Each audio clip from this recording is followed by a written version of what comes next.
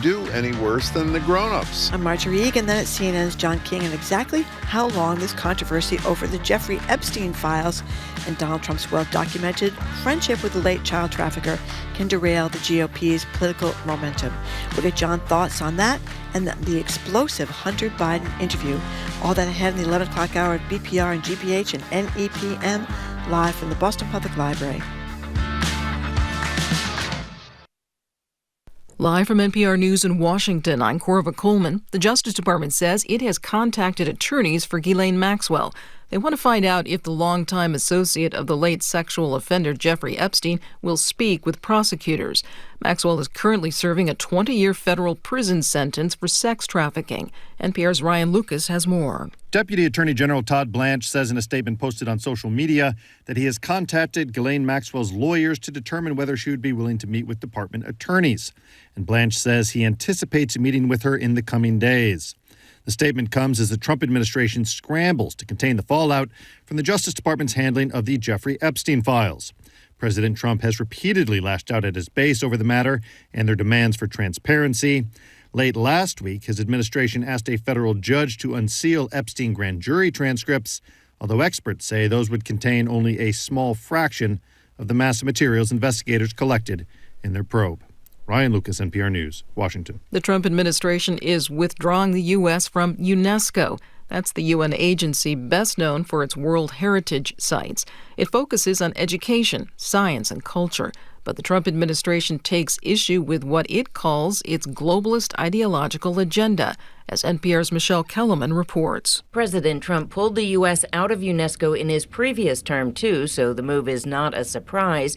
But this time around, the State Department is not only citing UNESCO's decision to admit the state of Palestine as a member, it now also criticizes UNESCO's work to advance what it calls divisive and social cultural causes. State Department spokesperson Tammy Bruce writes in a statement that UNESCO has an outsized focus on the UN Sustainable Goals, which she says are part of a globalist agenda at odds with an America First foreign policy. Those goals include fighting poverty and hunger and promoting gender equality and clean energy. Michelle Kellerman, NPR News, the State Department. The Pentagon says that some U.S. Marines deployed to Los Angeles will be withdrawn. President Trump sent them to L.A. early last month. They were to protect federal buildings during protests against immigration raids.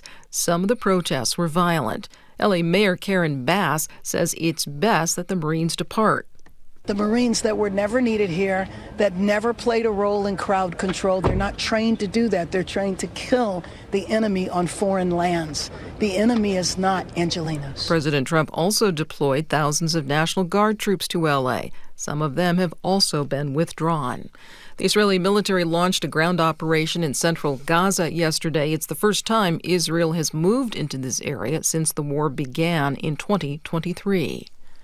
On Wall Street, stocks are mixed. The Dow Jones Industrials are up about 18 points. This is NPR. Good morning. With the latest from the GBH Newsroom, I'm Henry Santoro. Norfolk County District Attorney Michael Morrissey, whose term is up in 2026, could face up to 3 Democratic challengers in the aftermath of the second Karen Reed trial.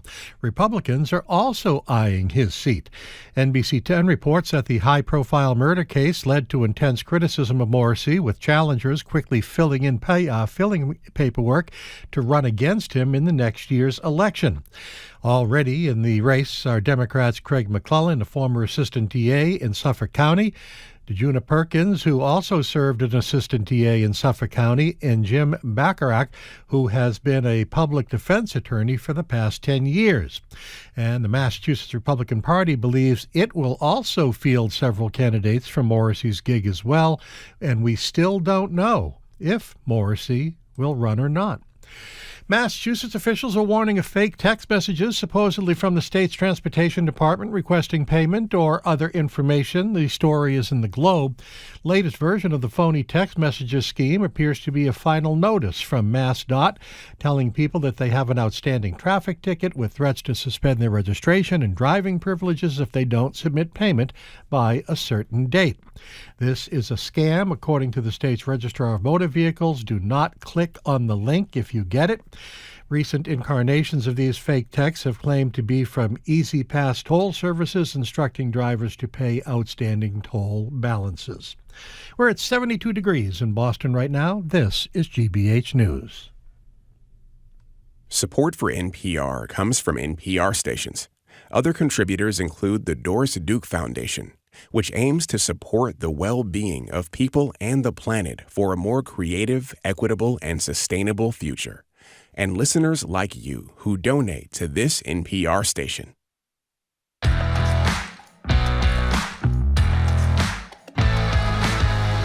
He's Jim Browdy. I am Margery Egan. You're listening to BPR on GBH and NEPM. We are broadcasting live from the Boston Public Library. Thank you. And streaming at youtube.com/GBH News. Hello, Jim. Hey, Margery, how are you? Good. So much about our current political environment is devastating. We know this. ICE detention center conditions, the Epstein files, Ukraine, Gaza, climate change, presidential lies about, well, everything. So rather than depress you further on a possible positive solution, how about lowering the voting age? The UK is moving to let 16-year-olds vote in all elections, citing the hardships this generation of young people has endured and their maturity level. Should we do the same thing here in the United States? As we know, Trump has worked hard with the GOP to try to restrict voting for as many people who might vote for Democrats as possible. Should we enlarge the voting universe? Now, some might say, given our broken information ecosystem, do we really want the toxic teen boys who ingest a steady diet of TikToks of Andrew Tate to cast ballots?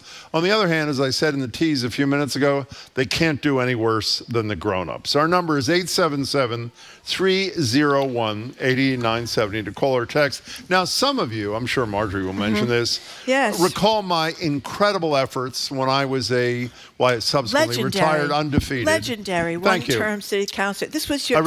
Excuse me, don't say one term. I retired undefeated after one term.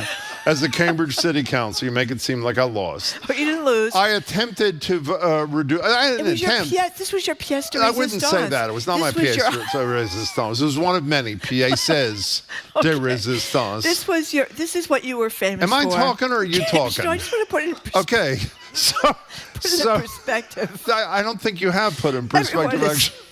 Everyone is what, Margery? Still talking about. So the city council, Margery when she is jealous, her only avenue of action is to basically attack the people she is jealous of. That's right. I'd like to. Can I finish a sentence here? Yep. Thank you.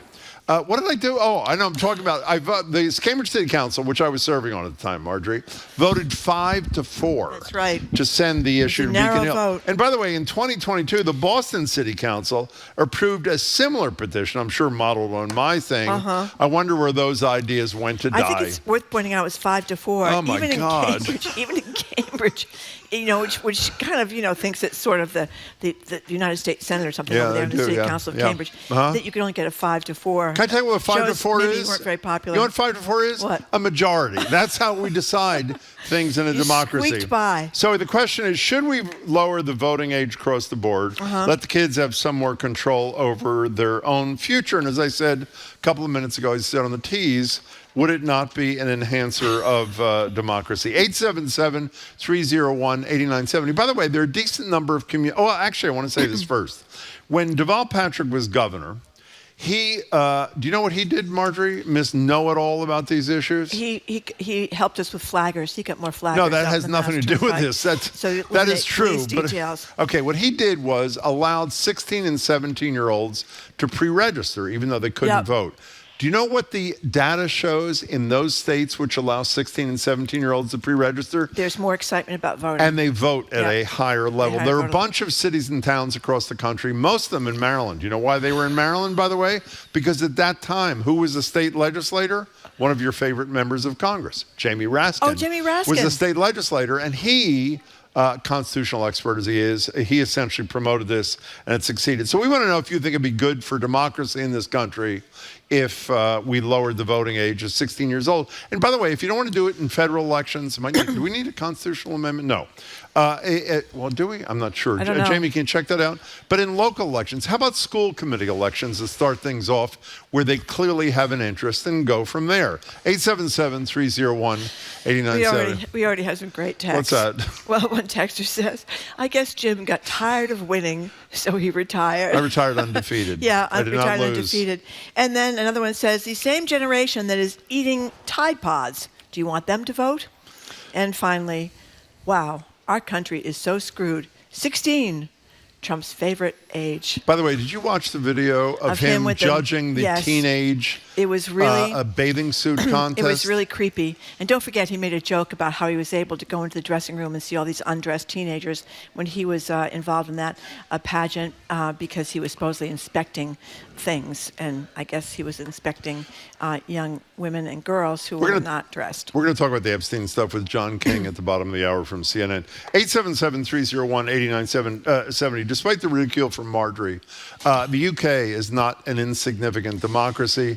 They are lowering the voting age to 16. Scotland and Wales, by the way, I didn't know that till this morning, already allow 16-year-olds and some to municipalities. vote. Yeah, I just said that, Not Cambridge, as we know. Most in Maryland. But yeah, in Maryland, and some in California and New Jersey as well. But did you mention the public polling on this in the United States?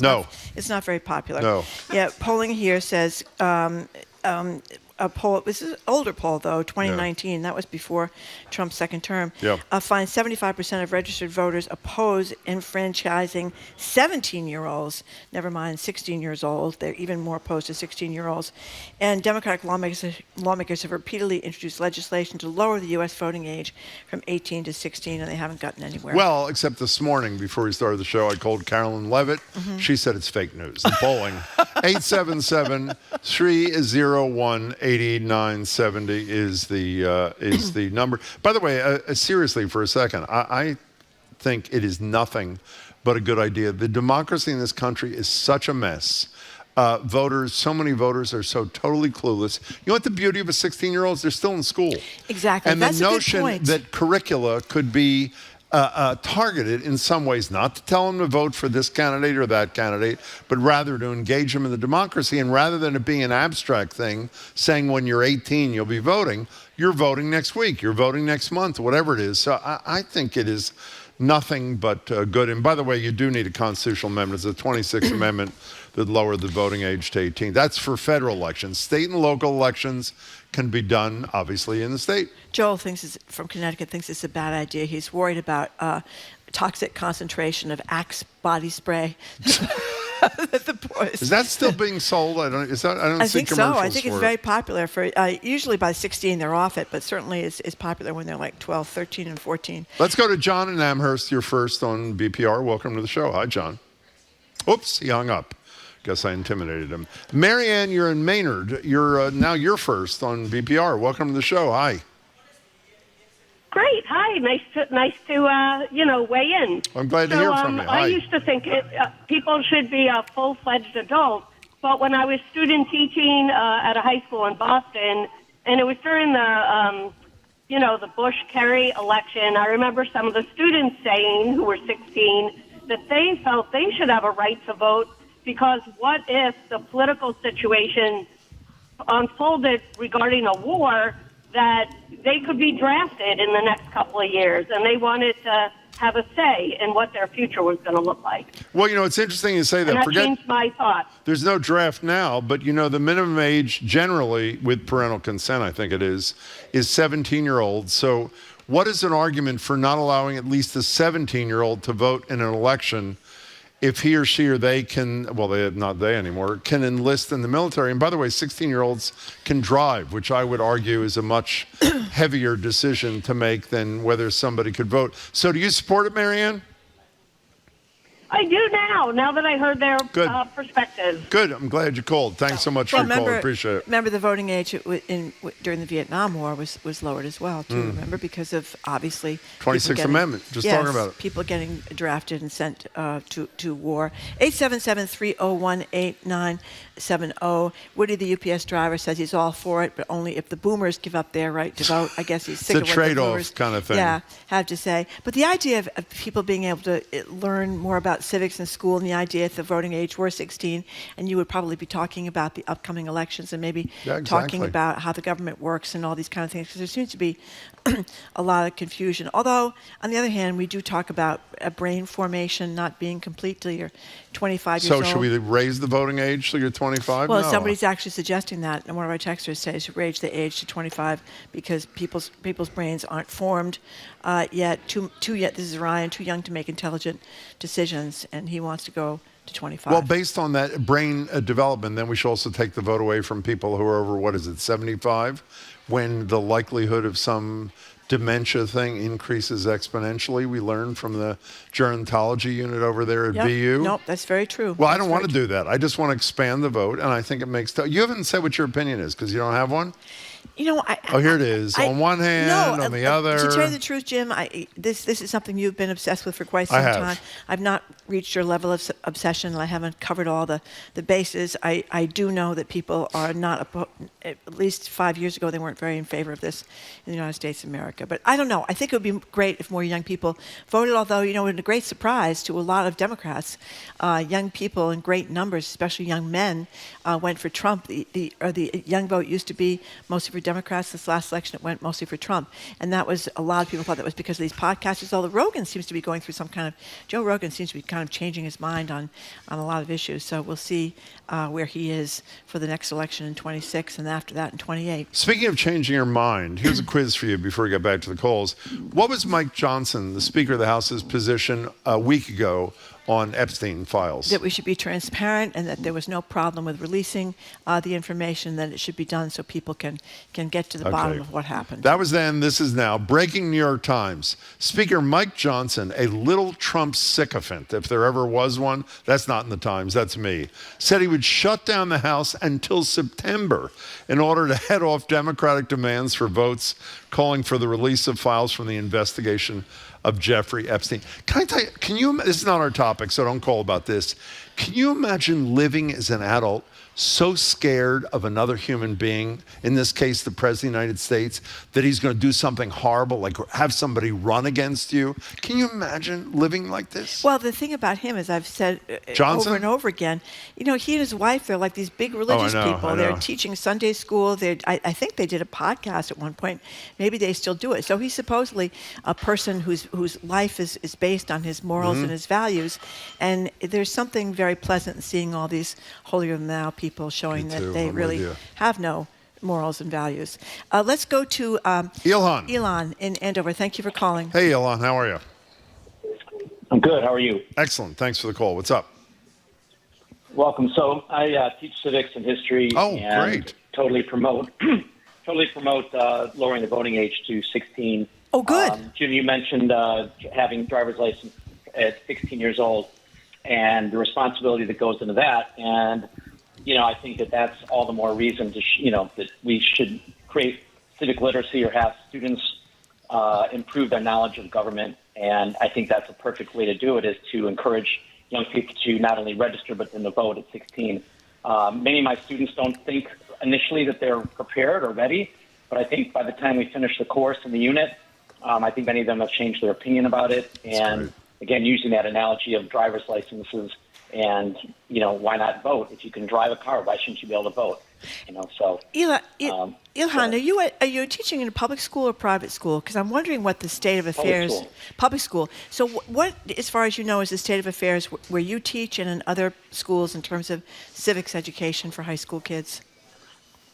Well, now I believe it's a state law that 8th grade they take civics, and they have to do a complete civics project, as well as in high school they have to complete a civics project. So I think, again, by the time they are 16, most of them have completed at least one and possibly two civics projects, which should, lay the groundwork. As you probably know, many adults in the United States vote without knowing that much about government and civics, right? Yeah. So I think this is all the more reason why we should promote lowering the voting age to 16, ideally nationally, but at least locally or statewide. Ilhan, thank you much for your call. And we have a teacher. I know. So he's well. By the way, he's right. I just checked it out. Massachusetts requires high schools to provide students, just as Ilhan said, with a nonpartisan, student-led civics project in both 8th grade and high school. 877-301-8970 is the number. What are you laughing about? I'm laughing because Jamie says he voted for Ross Perot in 1992 when he was in first grade because he was sick of both parties and their promises. What did I know? Tell the story about the student vote. It was at Brookline High School when lower school, when Romney... Grammar school. And your former colleague, who became Romney's PR guy, had a kid in the school. What happened? Yeah. What was his name? Oh, this was the high school vote. Eric Fernstrom. Eric Fernstrom, right. Yeah, no, Eric Fernstrom used to work at the Herald, and he became Romney's spokesperson. Yeah, he talked about how his kid was one of the only people in the entire high school, hundreds and hundreds. I think there was a couple of thousand kids, maybe more, at Brookline High School. He was one of the only people that raised his hand or voted. Didn't he have a hard time too, from what I understand? I think he had. Yeah, I think he had a hard time. Jeremy in Gloucester, you're next on BPR. We're talking about whether or not we should follow the lead of the UK and lower the voting age, at least in some jurisdictions, to 16. Hi, Jeremy. Hi, thank you for taking the call. Thank you. My main point is that I was certified as an EMT at the age of 16 here in the state of Massachusetts. I don't know if the program is still around, but the experiences that I had at that age are still troubling me now at 40. And it's something that I feel like I wasn't in a position to make the right call at that age with the experience that I had, despite the studies and the education that got me that certification. Well, if 16-year-olds aren't old enough, or 18-year-olds who are now permitted to vote, are they old enough to vote in your estimation, Jeremy? If you were the czar of voting age in this country, in this state, would you let 18-year-olds vote or make it even older? So I certainly wouldn't claim to be a czar in any way. But if I were to make the call, I don't think that lowering the age would be necessarily beneficial. I don't say that it's wrong to do so.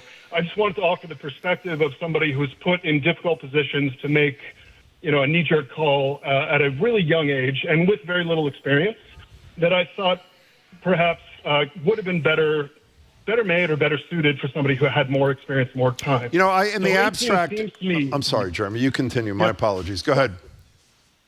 So, of course, 18 to me seems to be a reasonable number. Obviously, you can enlist at that age, or at 17, as you said. So I don't know that it's right or wrong. I just wanted to offer that perspective. Well, it's an interesting perspective, and we value it, and thanks for the call. I just say in response, age is not a determinant of how clearly people focus on the issues. I mean, you see interviews. We have some callers who frankly have no idea what they're talking about, and they voted in elections. So I'm not sure that should be the criterion, but we really appreciate your perspective. You were listening to BPR on GBH and NEPM.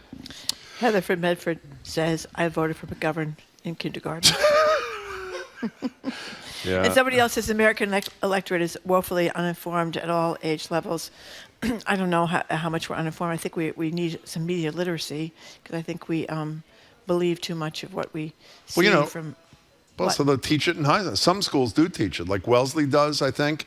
Let schools, just like that Elon said a minute ago, in your civics course, include media literacy. And I would argue that 16-year-old who's in high school is going to be far better prepared to vote than the average 48-year-old or 70-year-old or whatever the hell it is. Speaking of media literacy, you were scrolling through TikTok, as you do incessantly every day before the show. I do. But the problem now is you were showing me something, this really neat thing, this woman playing the guitar. Yeah. And is it real? We have no idea. And I think that's what's so scary about news, is that so much false news gets reported and people believe it. Well, let me ask you, that's interesting you say that. I was going to ask you this later, but since you brought up false news, I assume you've seen the video that was reposted by Donald Trump of him sitting in the Oval Office with Barack Obama and Barack Obama being arrested in the Oval Office. Mm-hmm. When I saw it, I was disgusted with the current president doing that, but it fits his MO. And then I said to myself exactly what you said about the guitar player. how many people seeing that think it's real? I mean, I fear that a lot of people probably think it's real. You know, based on the text messages we get here, we have a lot of people believe really kind of outrageous, crazy stuff, and they're listening to us, and they text us to tell us. Joe from Rhode Island, thank you for calling. Hello, Joe. Hi there. Hi there. So, I am a pediatrician, and I great. spend all day with children. Yep. And children are often given agency and thought to be competent in decisions about their own health care. Oops. Oh, I missed part She of said children are often given agency to make decisions around their own health care. Did we lose you, Joe? No, I think I can still hear you. Okay, we got you again. Keep going. We got the agency thing, so finish your thought. Right. And thought to be competent in making decisions about their health care, particularly reproductive health care. Yep, good point. Additionally, if we say the children are not able to vote because they lack judgment, there's plenty of adults that also lack judgment, and they're allowed to vote. Amen. You know, Joe, unfortunately, we got to let you go. The connection's horrible, but obviously you think it's a good idea. And it's true. I mean, it's not just driving, and as Joe said, much more, well, I don't know if it's much more important, as important, or at least importantly, they can make some pretty important healthcare decisions. I think it's worth an experiment. Lower it to 17 and give that a try and see what happens with that. And if it produces greater turnout, and I don't know how you evaluate it, but through polling or surveying, if it adds informed voters, then I think it's something that the American people should take really seriously. What you just referred to the state of civics in Massachusetts. There is civics. Well, that Ilhan mentioned that. Yep. Massachusetts requires high schools to provide students with a nonpartisan, student-led civics project in both 8th grade and high school. Isn't that great? Yes, I didn't know that, which is great. I don't know how much that goes on in other states, but it's good to know what goes on here in the Commonwealth. Okay, I am Margery Egan. He is Jim Browdy.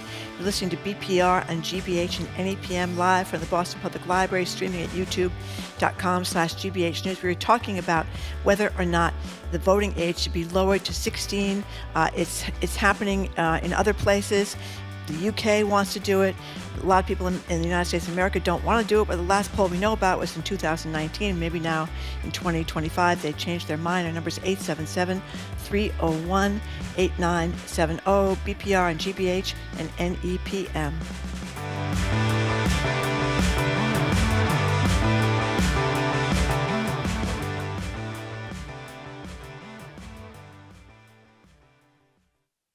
I'm Jared Bowen. Coming up on The Culture Show, Worcester.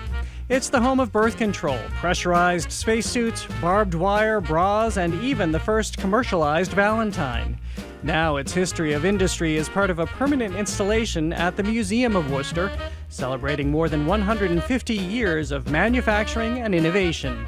That and more on The Culture Show today at 2 on 89.7 GBH.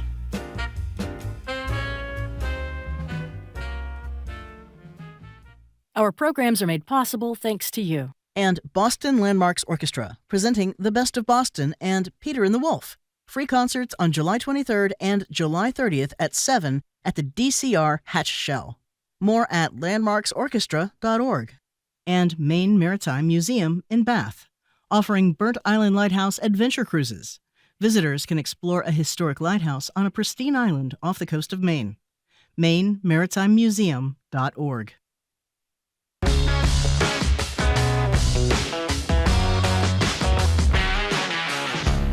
Welcome back to BPR and GBH and NEPM. Margery Egan, Jim Browdy, live at the library, streaming at youtube.com/GBH News. We're back here tomorrow and Friday. If you're just tuning in, we're taking calls about lowering the voting age. The UK just decided to lower the voting age to 16.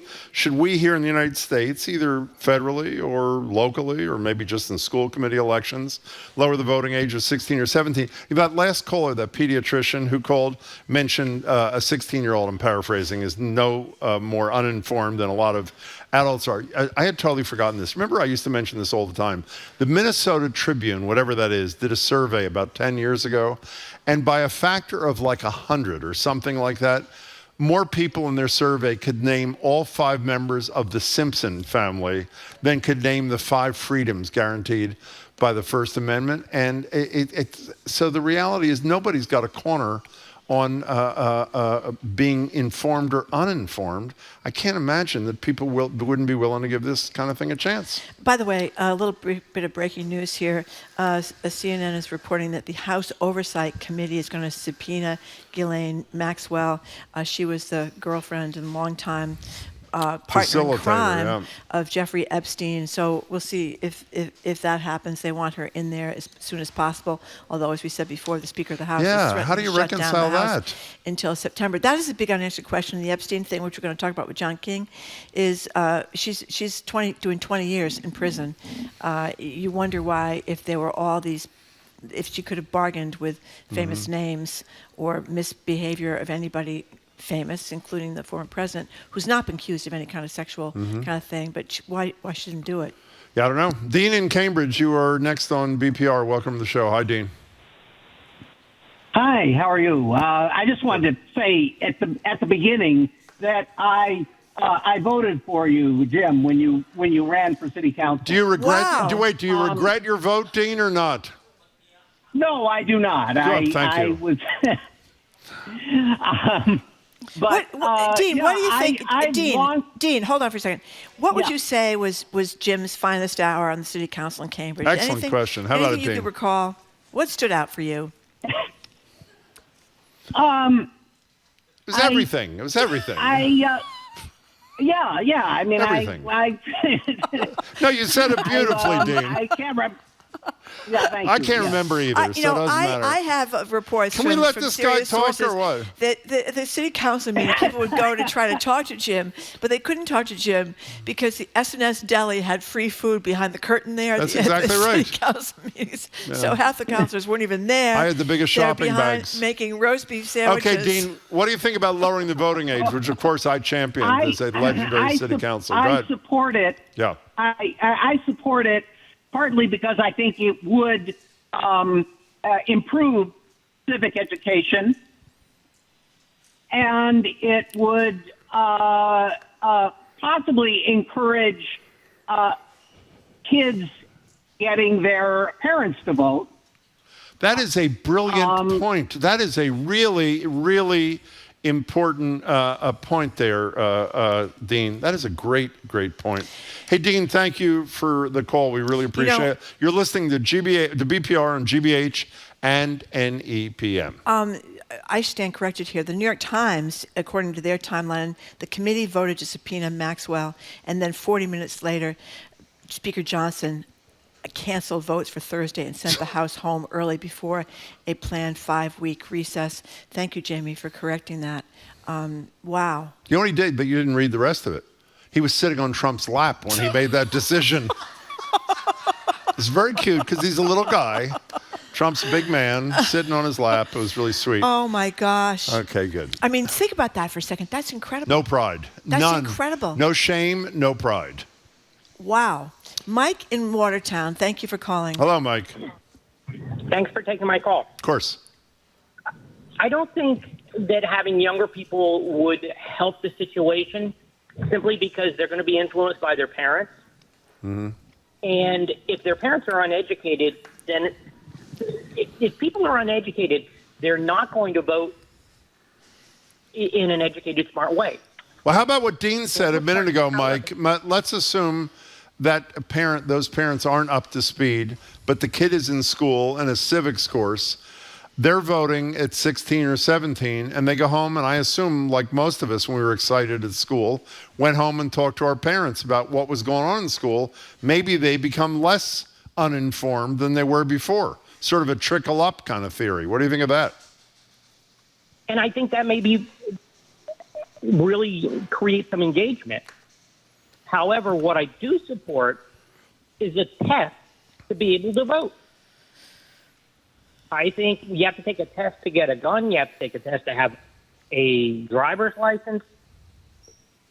You have to have a test. My wife is now a U.S. citizen. She's originally from Peru. Yeah.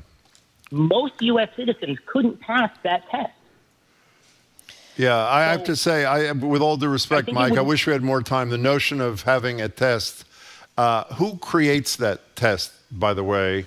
What are the questions? Who do they try to discriminate against? It's a danger. With all due respect, Mike, I think it's a dangerous proposition, not to mention unconstitutional. But Mike, thank you very much for your call. Margery still hasn't made up her mind, and she's trying to work through the last 90 seconds and not take a position. I think the test is a dangerous thing too. I mean, you go Well, I back don't mean to a thinking test. about the poll taxes back in, during Jim Crow and. So let me ask you a question. Yes, Jim. On everybody's mind. Mm-hmm. If I hadn't been the chief sponsor of the effort in Cambridge to lower the voting age to 16, you'd be a strong supporter. Is that not clear? You may be right, Jim. You may be right. I may be right. I just go down the list of successes there. I mean, it was a tough term at the Cambridge City Council. It was a tough term. And let me just tell you something. I had to sometimes hire someone to help me carry the shopping bags of food from S&S Deli As I recall, back to my car to take them home. The problem, as you Free said, food. with civic responsibility as a Cambridge City Councilor, it's one thing to win, but then tragically, you have to serve. You have to serve. That was the Barney Frank line, by the way. Yeah, that never seems to turn out the way you want it to. Anyway, we're out of time. Coming up after this quick break, we talked to CNN Chief National Correspondent John King. He joins us on Zoom. We're going to talk about what just happened with this effort to bring Ghislaine Maxwell to testify, the partner in crime of Jeffrey Epstein, and now the House apparently is shut down. And we're also going to talk about the Trump administration defying dozens and dozens of court orders. I mean, the court tells them to do something, and they basically don't do it. I'm Margery Egan. He's Jim Browder. You're listening to BPR and GPH and NEPM live from the Boston Public Library and streaming at youtube.com/GBH News.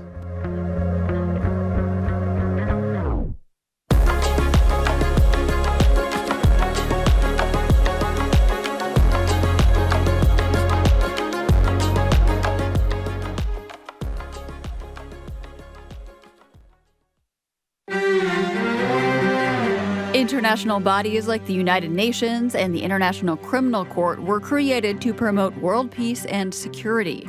Some experts say they have failed to do that. This system is ultimately going to require rehabilitation, reconstruction, and reimagining. That story and the top global news, that's next time on The World. This afternoon at 3, here on GBH News 89.7. Support for GBH comes from you.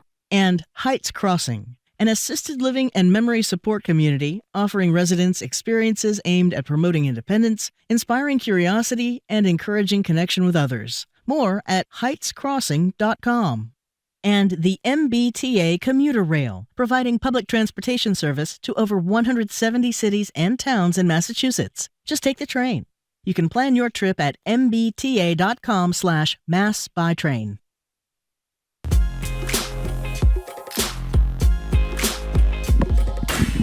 Welcome back to BPR and GBH and NEPM. Jim Browder, Margery Egan. We're live at the library, streaming youtube.com/GBH News. Back here tomorrow and Friday. We're joined now on Zoom by CNN's Chief National Correspondent John King, behind the great reporting project all over the map and much more. Hello, John. Happy Tuesday. How are we doing? Hey, Happy John. Tuesday to you, too. Thank you very much for joining us. So, first off, just a little breaking news here is that the subcommittee in the House wanted to bring Ghislaine Maxwell in to testify. She was the partner in crime. She's doing 20 years for her involvement with Jeffrey Epstein in abusing girls and young women, sexually abusing them. But now Mike Johnson, Speaker of the House, has said, we're enough about transparency. He's closing the House down until September. Is that what's going on? They're going to leave early on their recess. I think that is more about an effort to have a discharge petition from Congressman Massey, a Republican who is always in fights with Trump, and Democratic co-sponsors to demand that more of the files be released. But certainly you have a House Republican leadership that is trying to help Donald Trump get past this Epstein thing. I don't think that you could ever, if she testifies, and the White House, the Justice Department also says today that they want to talk to her. Let me be clear up front. This is a distraction. The question is, will the Justice Department, will the Trump administration release files, release more documents? They have the documents. They don't need Ms. Maxwell to talk about the documents. They have the documents, but they're trying every day to come up with something else to talk about, because the question is, you said all these files existed. You said you would release them, and you have not. That's the question. And so don't be distracted by the various little whack-a-mole things that pop up would be my advice. But look, there's no question. This is a problem. And at first, the question was it just Laura Loomer and Steve Bannon and just the loud people, right, in the Trump media ecosphere? But now that you see the leader of House Republican Speaker Johnson and the White House going through all this, you understand they're getting blowback from some of their voters. And I just did a piece reaching out to some of the 100-plus voters we have from the last year or so. And this is one of my Trumpiest voters, is Chris Mudd. We've talked about him several times over the last year and a half, 2 years. He's from Cedar Falls, Iowa. He loves Trump. And he says, quote, "This smells like a cover-up." Really? And so they have problems. They have problems in their own base with their voters. Long way to the midterm elections. But if you have voters, in the Republican base who are dispirited, who think that they're not getting what they were promised, that's a problem. There are other problems for Republicans, but that's a problem. You know, John, I want to reiterate something you said, and I was going to ask you about it, but you beat me to it, is while there's so much focus on the directive that was given by Trump to the Attorney General to go before the court and ask for the release of the grand jury record minutes. I want to reiterate what you said, and just to make sure that I got it right. Donald Trump right now could order the FBI to release all the files in the Epstein matter, and it would happen like that. He doesn't need a court. He doesn't need anything. He could do that, correct? Well, there are lawyers listening who would raise some objections. Grand jury testimony can be secret. You need a judge's approval to do certain things. So I'm not talking about grand jury. I'm talking about all the other files that were not grand jury related at all, which is a mountain from what we understand. Not a lawyer, so I can't say the word all. Could they release significantly more than they have? Absolutely. So the question, it's a pretty simple question. Either Trump was making it up. You could say he was lying or he was winging it. I'll leave that up to people at home. When he said that there was a client list and all these other files existed and they were damning and the government was hiding it because they were going to embarrass Democrats, either that was a lie, like Barack Obama's from Kenya and he shouldn't have been president, or Joe Biden stole the 2020 election. So either it's a lie or there's something there they don't want to release. And so which is it? That's the way as journalists, our job is to try to not to get distracted and keep asking the relevant question. And the question is what you said wrong?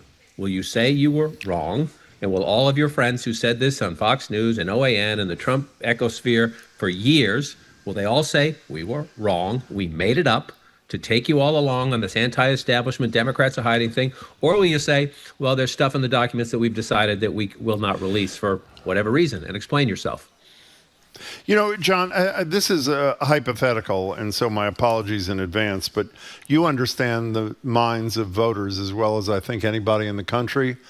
I am convinced, I think we broached this with you last week, that if there wasn't something that concerned Trump, and there's no history that he cares about anybody else that concerns Trump about himself, that these would be released. I am totally unconvinced that if the files were released and they implicated Trump in some of the worst possible ways, that he would suffer dramatically. I mean, I don't know I can't even say the words, how being involved with a guy who is trafficking, sexually trafficking minors, as horrible as it is. I mean, the guy gets off that bus on Access Hollywood and says he can grab him by the you-know-what, anybody wants. And we also knew about his statement before the election about when he was in some supervisory capacity where he owned that teen for a junior beauty pageant when there were teenage girls, 14, 15, 16, how he joked about how he could go in and just go in there. And the Eugene Carroll verdict had no impact. Undressed, yes. And look at them undressed under the guise of trying to inspect whatever, the plumbing or whatever he said. So people knew that. So I guess the hypothetical is, in your judgment, I know it can't be definitive, is there any reason to think this would hurt him any more than everything else hasn't hurt him?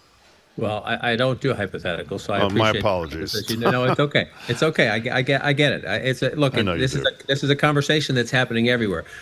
Donald Trump will not be on the ballot again, right? We'll leave is he going to try to stay in power? We'll leave that for another day. Good. But this is the issue here is Number one, the Republican majority in Congress, which, remember, Donald Trump was elected in 2016 and in 2017, just like now. He had a Republican House and a Republican Senate, and then 2018 happened, and that went away. And so the immediate political issue is, would it affect his approval rating? Of course it would affect his approval rating, in the sense that there were a lot of people who came back to Trump, who voted for Trump, then voted for Biden because they didn't like the chaos, who came back to Trump because they're Republicans by DNA, and they thought the economy was bad. They thought Biden was missing in action for whatever reasons. So you risk losing them. Already you see in approval ratings independents, many of whom came back to Trump because they were nostalgic about the pre-COVID Trump economy, or for whatever grievance with Biden or Harris, they would leave. So it would hurt him in his approval rating, which is already down from Inauguration Day. The bigger question is, you're heading into a midterm election where, number one, the North Star in any midterm election is the president's approval rating. But number two, the most important challenge in a midterm election is to motivate your base. If your base is depressed or furious at you and they won't vote, then a bad year for Republicans could turn into a horrific year for Republicans. That's what the members of Congress are worried about, that it's early. It's very early. The polling matters a year from now, much more than it matters now. But right now, you can see the seeds of a good Democratic midterm year. If you match up where we are now compared to, Trump 2017, his approval rating's a little better now, but other things, costs are still high. Again, I just did this voter survey. Costs are still frustratingly high. There are some people the Trump base likes, but a lot of people more toward the middle don't like the tone of the immigration crackdown. The last thing they need to do is take all the air out of their base. And I'll just add this to an answer that's too long already. I get back to this other point. Can anybody eventually break through on the idea that, Obama was not an illegitimate president? The 2020 election was not stolen. Now, here's another one. Here's yet another one. Snake oil salesmen in the old Wild West used to keep moving around from town to town because, if you actually didn't lose 50 pounds overnight and it wasn't the most amazing thing in that little bottle, people would come for you eventually. That's why snake oil salesmen keep moving around. At some point, can somebody puncture they keep lying to you. They keep making stuff up. You're right that that has not happened. But some of the feedback I got from Trump voters around the country, and let me be careful, they still say they support him, but they say this is suspicious. This smells. What's going on? What changed? Why won't they do this? That's why you see what is clearly a panic, at the White House, and B, among House Republicans. Well, Can we talk? John, I'm sorry, John, I was just going Margery. to ask you, before we get to you're all around the map, talking to different voters, I wanted to ask you about this weird thing with the Wall Street Journal and Fox News. People may know that the Wall Street Journal reported on a birthday card that Donald Trump, Trump denies it, but that they said Donald Trump sent to Jeffrey Epstein and doodled on it, scribbled on it, in the pictures, crotch area is his name. Donald Trump said that was ridiculous. He never doodled anything, and then somebody showed 4 doodles that were Every sold. paper in America, practically, they were auctioned. Auctioned. So he was lying about that too. But that's the Wall Street Journal, which is owned by Rupert Murdoch. Fox News, which is owned by Rupert Murdoch, has really avoided the Epstein controversy since the beginning. So I wonder, from a journalistic perspective, what does Fox do? Can they ignore this forever? Can they mention it a little bit and go back to trashing Joe Biden, or what? What's happening? I went up to do some TV this morning, and there was a Hunter Biden story on that network this morning. That's what they do. I was talking about how the Maxwell thing is somewhat of a distraction. Maybe she has some relevant information. I'm not saying she wouldn't be helpful to this conversation, but she's not the big question. She's not the big question before you. Joe Biden, and again, I'm not saying there aren't legitimate questions about Joe Biden. Hunter Biden just did a podcast where he beat up on the Democrats. I'm not saying that's not an interesting, for being disloyal to his dad, he said. I'm not saying that's not an interesting political conversation. Is it the most important issue in the country right now? Is it high on the show? Does Fox News realize that Donald Trump is president, not Joe Biden anymore? I think these are fair questions for consumers of news out there. But you're right. The Wall Street Journal, owned by Rupert Murdoch, did a very well-sourced, well-documented piece. Trump is suing them now, which is dangerous for Trump. $10 billion. Yeah, but he sues everybody. In the current environment, because of the ABC and the CBS settlement, it's easy in the current environment to say, Trump has been successful recently in pressuring, some would say bullying, threatening the media. But over the course of his career, he's done this for years, and they usually just go away. Yeah. This is a lot of, again, I'm not a lawyer, but a lot of lawyers say this is pretty risky. You got to the point about that, He says he doesn't draw things, but he sold some of his drawings at an art auction once. He does draw things. So there's a thing called discovery, the lawyers can tell you. And if this actually got close to trial, this could get pretty dangerous, risky. John, I have a couple of questions about midterms since you've mentioned them. And obviously, we just had the 6-month mark of Trump, so we're a quarter way to the midterms. It seems like it's been a century in the minds of most. Texas legislature is being reconvened by Governor Abbott to consider redistricting. While most of us don't focus on redistricting, most of us know the vast majority of states, I think, you'll correct me if I'm wrong, every decade do this. Texas is thinking of, considering doing it. Trump supports it. He says it could add or flip 5 seats to Republican-leaning seats, which obviously would have a huge impact. And now the Democrats, who don't appear to be able to do anything about anything, according to their leader, Hakeem Jeffries, are going to try to do similar things around redistricting in blue states in the hopes of adding Democratic districts where otherwise there might be Republican members of Congress. Could you give us your take on this whole thing and how likely either party is to be successful in this effort? Well, the fact that the Republicans want to do it in Texas, again, gets back to the point I was making earlier. The data are early. This is very early in the process. But right now, if you're the Republicans, you're looking at the midterm climate, and you're saying we're in trouble because we have such a narrow House majority. We might have a couple of Senate retirements. The Senate's more of a long shot, but suddenly it's not way out there a long shot. But the House is definitely at risk for Republicans. They have the tiny majority. It's a midterm election year. It usually goes against the president in power. So Republicans are looking at ways. It's pure politics. What can we do? What can we do to make the climate better for us? There are huge risks in the Texas plan, as there would be if the Democrats did this in California or did this in New York. If you make districts more competitive, right? So if in Texas to get 5 more Republican seats, you have to take a lot of Republican voters out of current Republican districts. So if you got a Republican member of Congress whose district is 60 or 65% Republican, well, that Republican, as long as he doesn't lose the primary, is going to win, right? That's the cancer in our American politics. We've talked about this. In the long run, I would love for all congressional districts to be more competitive.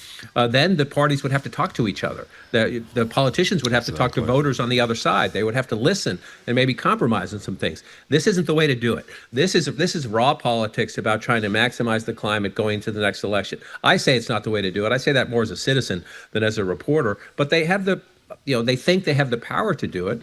But again, if your district, Jim, is solid and I take 20% of your voters away because I want to give them to Margery or give them to the district next door so we can try to win that one, yes, you might. In a perfect storm, you might pick up 5 seats. But if it becomes a very, very competitive year and the Democrats are turning out and the Republicans are mad about Jeffrey Epstein or something else and they're not, and independents have broken back to the Democrats, well, guess what? You might end up hurting you. You know, John, one more thing about midterms. As you were speaking, the headline on your station, CNN, Trump is doing a press availability with the president of the Philippines, and he was asked a question about Jerome Powell, the head of the Fed, and said, quote, he will be out pretty soon. Now, we have no idea if that's real, if he's going to try to oust him and if he has the power, or force him out and have the Secretary of Treasurer take over. Most people, I think, doze off when we talk about the Fed.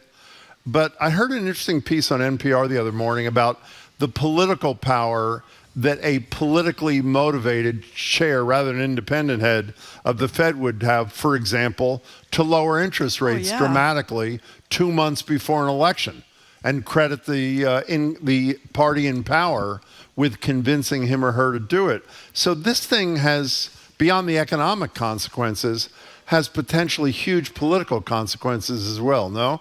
Yes, it has huge political consequences, both on the way you just made it, that you could then make decisions, whether it's interest rates or bank regulation or some of the backups that were after the financial crisis, some of the reforms that were put into place. You could, you have the power to at least try to make those go away. The interest rates, you just need to get, the board to vote for it.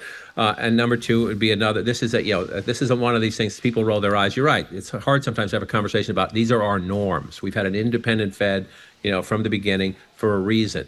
I will say that, again, this is raw politics. In the voter survey I just did with our all over the map voters, people say, even a lot of Trump voters say, costs are still frustratingly high. And one of the things that comes up, eggs are down, but meat is up. Trump voters tend to be a tad more optimistic, saying they think it's getting a little better. But the bipartisan complaint across the board, rent keeps going up, and it's hard to buy a house because interest rates are so high. So there's a reason that Trump wants Powell out. He wants lower interest rates to help them politically. He could also just want lower interest rates because it's better for the economy. The question is, who do you want making that decision? Any president of the United States, take Trump out of it, any president of the United States, should he be making that decision, or should a group of alleged experts, right? That's why you have a Fed. They're the experts. They're the people. They're confirmed. All of them are confirmed by the Senate. Do you want at least a mostly independent agency doing it, or do you want somebody who has to think every day, what about me? What about the next election? That's why we have the Fed, and here we go. We'll see if it happens. He's talked about this for a while. He tends to back off and then come back to it, but there's a lot of frustration at the White House with Powell. A lot of Americans out there would like lower interest rates. I'm not smart enough to say, is this the moment to do that or not? We're talking to CNN's John King, and you're listening to BPR and GBH and NEPM. Well, John King, we talk a lot about your All Over the Map project, where you go out and sit down with voters all across the country, and you've just done this in the 6th month into Trump's term. You mentioned some of what people have told you. What else have they said?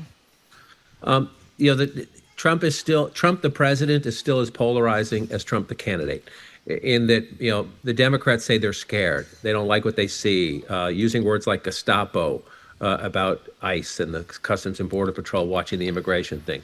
Most Trump voters are happy with what he's doing, and they think give him time, even though they're impatient about costs. I will say that if you're just, when you're I'm trying to project this forward, right, to the next election and what's the climate out there. The complaints about Epstein were quite stunning. One of the things we've talked about for years about Donald Trump is that his most loyal base stays with him. When people say, I'm suspicious, why is he doing this? Is he hiding something? Smells like a cover-up.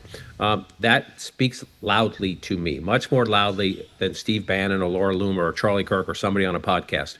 These are voters who live in America who now, 2 or 3 times have voted for Donald Trump and who helped him win the presidency. The other thing, and I think the most likely the more important thing, is the cost thing I just talked about. That Donald Trump said that he would lower the cost of living, and he campaigned. We all know it's not easy, but he campaigned as if it would be easy, that you make me president and your life is going to get better.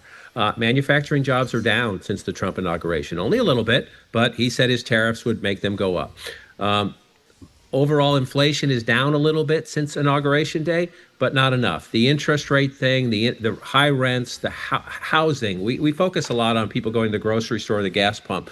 Those costs are a little bit better for most people, but the housing thing is still a huge issue across the country because rents have gone up when the COVID moratoriums were lifted, and even people who are doing okay, who maybe have had a kid or two, want to buy a bigger house, they can't. Yeah. Because they can't finance it. So there's a climate out there among these voters that, again, a long way till when it really matters, but the seeds are there for a tough midterm year. And the question is, can Trump and his policies or just the natural flow of the economy make things better? I always say the economy is the most important thing out there. But the other thing is just, again, come back to it, the type of language used by his voters about this Epstein thing says they're raw about it. They feel misled about it. They want to know what the hell's going on. John King, as always. I love the All Over the Map stuff. It's really great. And, we all do. Yeah, I really appreciate it. Thank you very much. Thanks for your time, as John. Always. We've been speaking with John King, CNN's chief national correspondent, and he's behind this reporting project, which is great to listen to and tune into All Over the Map. The show continues here in Boston. We're going to speak with the newest GBH host. That would be the garden lady herself, CL Fornari. I'm so excited to talk to her. Plus, 2 suspended Market Basket employees and NBC Sports Boston's Trenni Casey. That's all up in the 1 o'clock hour. Thanks for the people from NEPM, for tuning in. I'm Margery Egan. He is Jim Browdy. You are listening to BPR on GBH and NEPM, live from the BPL and streaming at youtube.com/GBH News.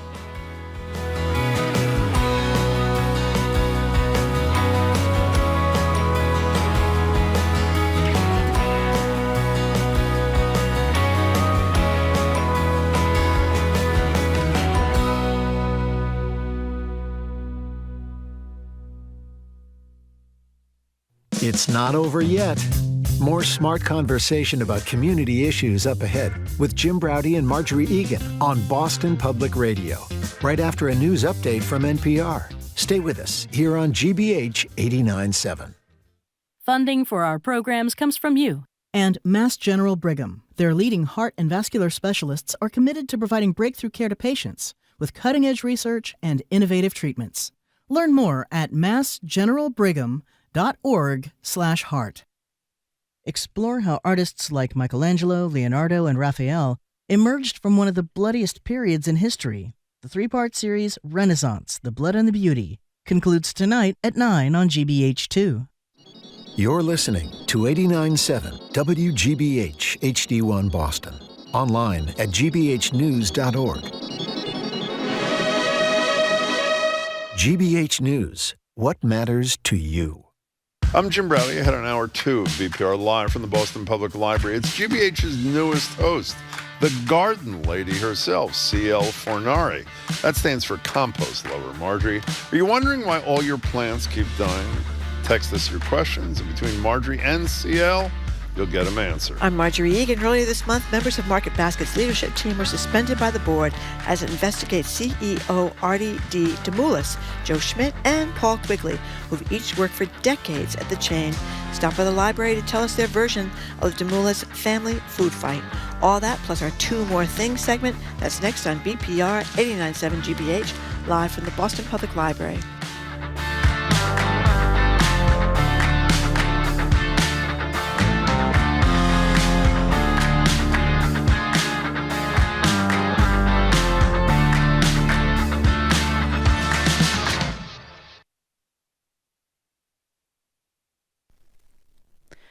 Live from NPR News in Washington, I'm Lakshmi Singh. President Trump says the chair of the Federal Reserve is a, quote, numbskull for not cutting interest rates. Speaking to reporters today, Trump described Jerome Powell's days as Fed chair as numbered. I think he's doing a bad job, but he's going to be out pretty soon anyway. In eight months, he'll be out. President Trump selected Powell in his first term. Under the central bank's aggressive campaign of rate hikes, inflation has continued to cool toward the Fed's 2% target. The Fed's opted not to lower rates as Trump wants as economic uncertainty persists over the impact of Trump's tariffs and other conditions. Trump was addressing reporters today as he welcomed the head of the Philippines to the White House. The World Health Organization and the United Nations say buildings they operate in central Gaza were struck by the Israeli military. Israel's forces say they ordered evacuations in the area on Sunday and said it was responding to gunfire directed toward it. NPR's Emily Fang has the latest. WHO said in a statement that a building sheltering its staff and their families caught fire, and its male staff were, quote, handcuffed, stripped, interrogated on the spot, and screened at gunpoint, and one remains detained. International agencies say their ability to treat now widespread malnutrition and starvation in Gaza has been crippled.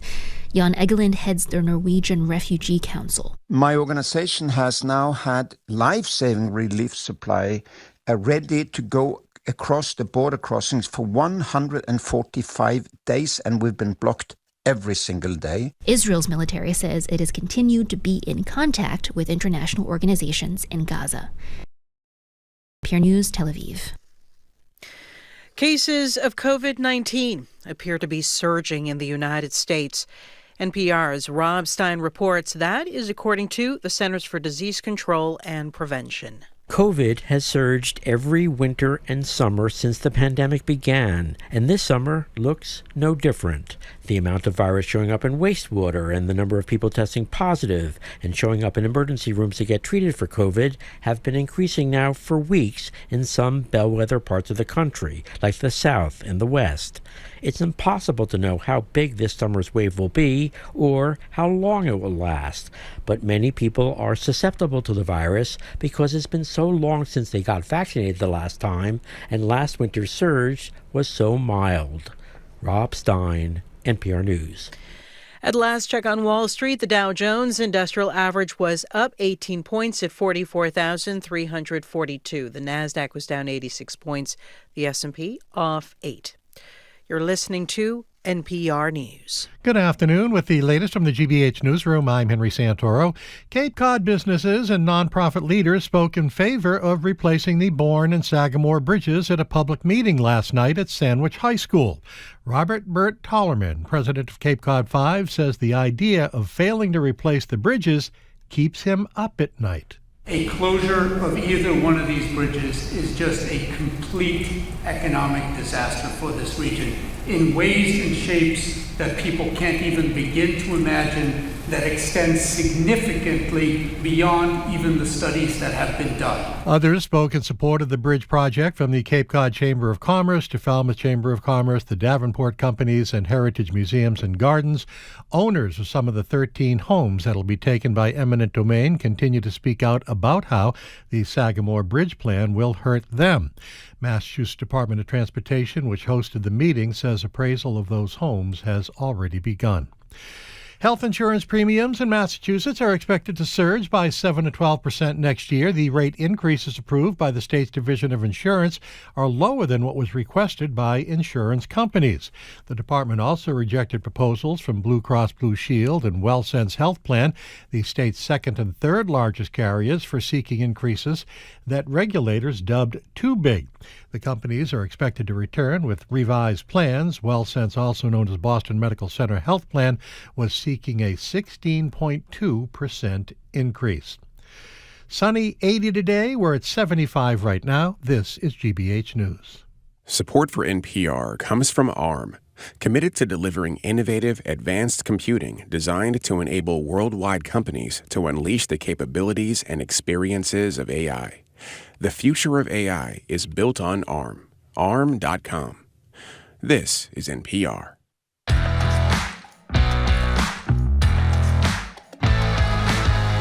Welcome to hour number 2 of Boston Public Radio. Jim Browdy and Margery Egan. We are live from the Boston Public Library, and we're streaming at youtube.com/GBH News. Thank you very much. We're going to be back here tomorrow and Friday. No tickets or RSVP needed. You can just cruise in and cruise out. Stay as little or as long as you like. Hello, Jim. Hey, Margery. I should say also at 12:30, about 30 minutes, we're going to be joined by 2 executives of my favorite supermarket, Market Basket. You know the story. We've been telling you about it. They both have been suspended. They'll give you the latest on their situation, what's going on with Artie T Demoulas and the chain in general. Saturdays at 1 o'clock on CAI and here on GBH 89.7, there's a relatively new show, The Garden Lady, where veteran Green Thumb CL Fornari takes listener calls and questions about all things plants. And in fact, if you want to text in a question for the next 20 minutes, we won't take calls, but we'll take texts at 877-301-8970. Before I introduce her, though, Margery, what does CL have on right now? Could you describe it for people not watching on YouTube? Beautiful Garden Lady shirt, black shirt with nice little leaves above it, and the CAI and GBH logo. Okay, I have something to say. I know what you're going to say. I am going to say right now. Yep. She's been at GBH for about 5 minutes. We have been at GBH for 12 years. We can't even get a sticker, and she's got a T-shirt. Nevertheless, we're thrilled to have you here, CL. Welcome to the show. Well, I am delighted to be here, and all it takes to have a T-shirt is Photoshop and Illustrator, and, you know... So can you do one for us? Absolutely. Thanks. Appreciate it. I'll send you the info later. I am so excited to meet you in person because I have been listening to you for years, and I'm kind of a little beginner gardener, my little garden up in Boston, and more down the Cape. I'm trying down the Cape. And I just learned something right now from you. A lot of people like myself who don't know what we're doing thought yesterday with that torrential rain that came down in the afternoon, oh, it's fine, we don't need to worry about going out and watering the flowers, and I was wrong.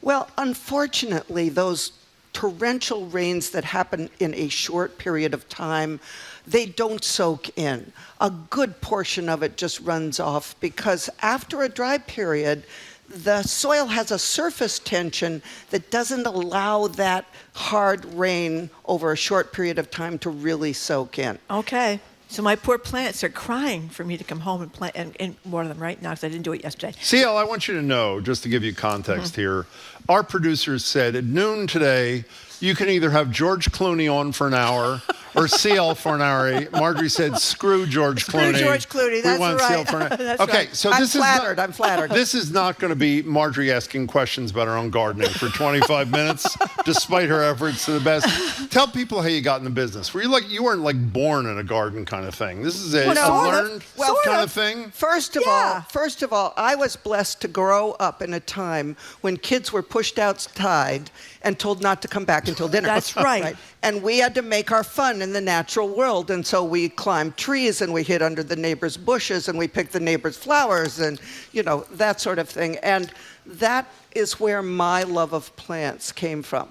I've always been a gardener, but as a young adult, I was an art major in college, and all I wanted to do as a young adult was go in the studio and make stuff. Yep. But when we moved to Cape Cod in '93, my husband and I, being a gardener, I looked for a book about gardening on the Cape, and there wasn't one. In fact, the only book that was available at that time was called Gardening by the Sea, and it was so old it recommended kudzu as being a good plant. Oh my God, kudzu, that's that invasive thing from Texas, right? That's right. Yeah. That's right. But you did write a book back Well, then. that's when I decided I've moved to the Cape. I'm using my camera for my artwork. I'll drive around. I'll interview other gardeners. I'll take pictures of gardens. And I'll see if I can interest a publisher in a book about it. And it's a great point, gardening on the Cape, because we were just talking about this before the show. Cape Cod is like a hydrangea jungle. I mean, there's hydrangeas are everywhere. So obviously there's something about the soil on the Cape that's different than the soil in Boston that makes the hydrangeas more... It's not just the soil, although hydrangeas do love good drainage, but it's the cooler summers and milder winters. Okay. Maritime climates grow hydrangeas well. Okay, so 3 questions from Margery, all about her. Again, let's get back to this for a second. About me. For those who have not heard your show, my hydrangeas. Give us tell us what it looks like every week. What do we get? Well, every week I start out with a postcard from plants. I love those, by the way. I really love that. Well, my idea was, what if plants could send you a postcard about your gardening from their point of view? Right? Oh. Because we humans, we think about our plants from our point of view. We want perfection, right? We want nothing to bother them. We expect to be able to put something in the soil and it will thrive. We space plants far apart like we do furniture, right? Whereas in nature, plants are growing all right up against each other. Yeah, that's true. Yeah. So the postcards from plants gives people that perspective from the natural world. Now, before you continue with what a typical show looks like, I just want to show you how superficial our audience is. Here's a text from Anonymous. Love CL's glasses. Are those part of the Garden Lady merch? Where do we buy them? They are great glasses. That's what we got here. Very Okay, colorful. continue. You do the postcard. What else is happening every week? Yes, well, and then I usually bring up something that's very timely, whether it is the amount of rainfall or lack thereof, hydrangeas in bloom, heat, a sudden heat period, something that's happening for most people in the landscape. And then we take calls. And I never know what's going to come in on the phones. So it could be somebody talking about their lawn, asking about their lawn. Could be someone asking, what do I plant in this shady spot? Could be someone asking about an insect or a leaf spot situation that they're seeing. Could be anything. If I were to call, here's what I would say. Margery, by the way, you just met, she's totally into this and really is totally excited about your show and you. Yeah. I would like to be into it, I think. I'm scared. Jamie, excuse me. You have no time. What is funny You're too about interested that? in food. Okay, I have to say I'm intimidated by it. The few things I've ever planted on my deck outside my house, I planted a few herbs. They're dead like in a week kind of thing. So what advice for a beginner who's nervous would you give? For a beginner who's nervous, I would say to you, first of all, start with something that you love. Do you cook? Yeah, I cook a lot. Okay, so if you cook, herbs that's a good place for you to start. He killed him. Something. Well, but you know what? So buy some more. I mean, if you're a cook, you know that some meals turn out better than others. That's a very good point. Right? And what's the worst that happens? You're not depending on those herbs for winter food to feed your family. We're so blessed to be able to plant things, and we're not depending on that crop to take us through the winter. So if they die and try again. Is that? I mean, that's where you are. Okay. Exactly. Okay. Yeah. Okay. And herbs, they're inexpensive. So yeah, do it again. So, what can you tell us? What are the big problems? What are the most common problems people call about? I bet. Rabbits. Somebody's just texting us about rabbits. Rabbits. Oh, rabbits are big. Yeah. Eating all their vegetables. Well, they breed like rabbits. They do breed like rabbits. Yeah, they practically are born pregnant. So, yeah. Someone wants to know what to do about them. They don't want to. Yeah. They don't want to kill the rabbits. Obviously, they don't want to poison the rabbits. Yeah. But their gardens being overrun. In terms of vegetables, you have to fence. You have to put up a fence. That's all there is to it. And it needs to be at least 3 feet tall, or maybe a little taller. And you need to make sure all the crevices are sealed. My husband and I, last week, I walked in, and there the green beans had clearly been eaten by bunnies. And we've had fence around that garden for years. So we went back that evening to try and figure out what is going on, right? And there in the garden is this tiny baby bunny who had squeezed through a space 2 inches wide on the side of the gate. So chase the baby bun out, right? And then reinforce that space so that baby bun can't get in anymore. I've seen in my garden, for example, some bunnies get on each other's shoulders. Have you seen that? It's really, so here is a good one. They catapulted. Janet, well, they did. I mean, I'm telling you what happened. Janet from Hopkinton. I found Garden Lady by accident one Saturday in the car. Love some advice on getting rid of brambles. Keep ripping them up and they keep coming back. They're taking over everything. Yeah, you have to rip them up almost weekly, assiduously. If you have any plant that is taking over, the whole idea is to deny it photosynthesis, right? Because it depends on the leaves, the food factories, to create energy that goes down into the roots. And every time you cut that plant off and it puts up new growth from the roots, that new growth is produced at a cost. It takes energy to do that. And so if you repeatedly deny it photosynthesis to replace the energy, you will win. But the first time that you let a month go by without cutting off those shoots, then you're back at square one. We're talking to CL Fornari. She's the garden lady. Her show is now on both CAI and GBH, 1 o'clock on Saturdays. You know, this is another selfish question, but I'll ask it anyway because it's a big problem on Cape Cod and everywhere. You mentioned people calling about lawns. Right. We now know that cyanobacteria is in fresh water and sometimes salt water as well. And part of the problem is people fertilizing their lawns. Do you think people realize that they're polluting the water around them by their fertilizing? It's not just lawns. It's septic. It's septic well, too. It's septic and all fertilizing. Yeah, you're kind of down on fertilizer. Well, I feel like people have been convinced by the fertilizer companies that it's necessary every year. And in fact, many fertilizer recommend that you fertilize every time you water or fertilize spring and fall. That's like the shampoo bottles that say rinse and repeat. Yeah. Nobody needs to wash their hair twice. I know, I don't rinse and repeat. Do you rinse and repeat? No, of course not, because they put that on the label in order to sell more shampoo. Yeah, excellent point. It's the American way. Yeah. And fertilizers have convinced everyone that we need to fertilize frequently, and you may or you may not. A soil test is a great thing for any homeowner to have to determine whether they really do need fertilizer. And I'll tell you, I was speaking at the Seattle Flower Show a couple of years ago, and they were talking about soil tests, and the people out there were saying where they send their soil to be tested. And they were talking about University of Massachusetts Soil Lab. So? Yeah, really? All the way across the country. All the way to that is it has wild. such a good reputation. So, CL, let me just say, by the way, you are one popular garden lady. We are inundated with texts. Let me read this one. What is CL's position on King Charles and Margery's proclivity for talking to plants? Are you a plant talker kind of person? I am a plant talker kind of person. The garden lady's a plant talker. But then I talk to my kitchen faucet, too. So.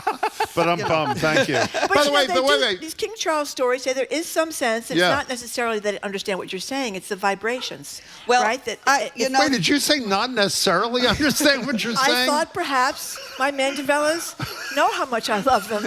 I wasn't sure. Oh my Well, They seem to perk up when I talk to them. You know, plant intelligence is far greater than we have in the past given plants credit That's right, for. Right? And they communicate with each other. They communicate plant to plant if there is a pest eating them. How? Right? With pheromones, with gases, right? And so you introduce a pest in one end of a greenhouse, and that plant will start sending signals to the plants in the other end of the greenhouse to start producing the compounds that will deter that pest. How about that? They're talking with each other. How about that, Jim? By the way, Margery communicates with pheromones too, by the way. She told me that right before the show. That's right. So CL, climate change, we talk about nonstop on the show. Yep. It seems to me you are by the water, where obviously we've talked a lot about what climate change has meant off the coast. What does it mean in the garden world? Well, one thing that it means in the garden world is not just higher temperatures, which is very much in people's consciousness, but it also means greater wind. I don't know if you've noticed how much the wind has increased recently, and that wind is desiccating to plants.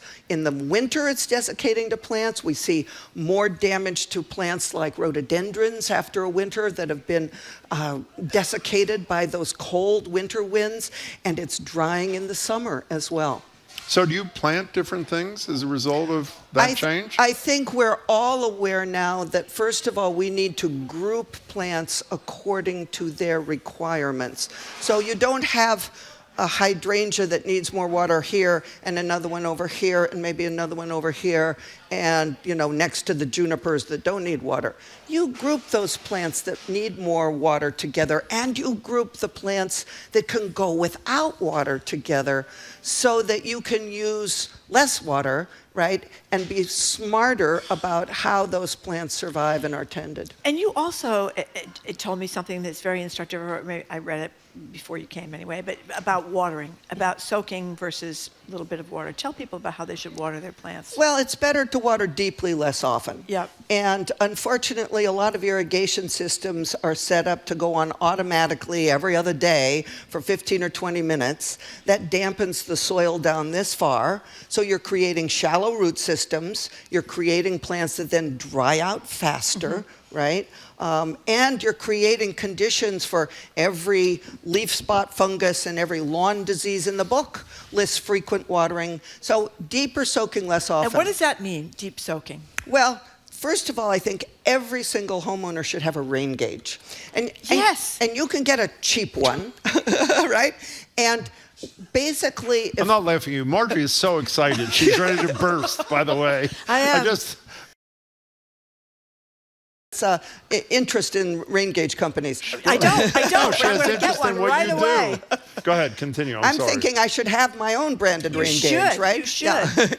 Anyway, if Mother Nature delivered us an inch in a week, not all in one big downpour, but over a, say, 12-hour period, people wouldn't have to water their mature plants. They would only have to water little seedlings, you know, or newly placed plants. So that's number one. Number two, sometimes I recognize that there are watering restrictions in communities, and we got to work with that, right?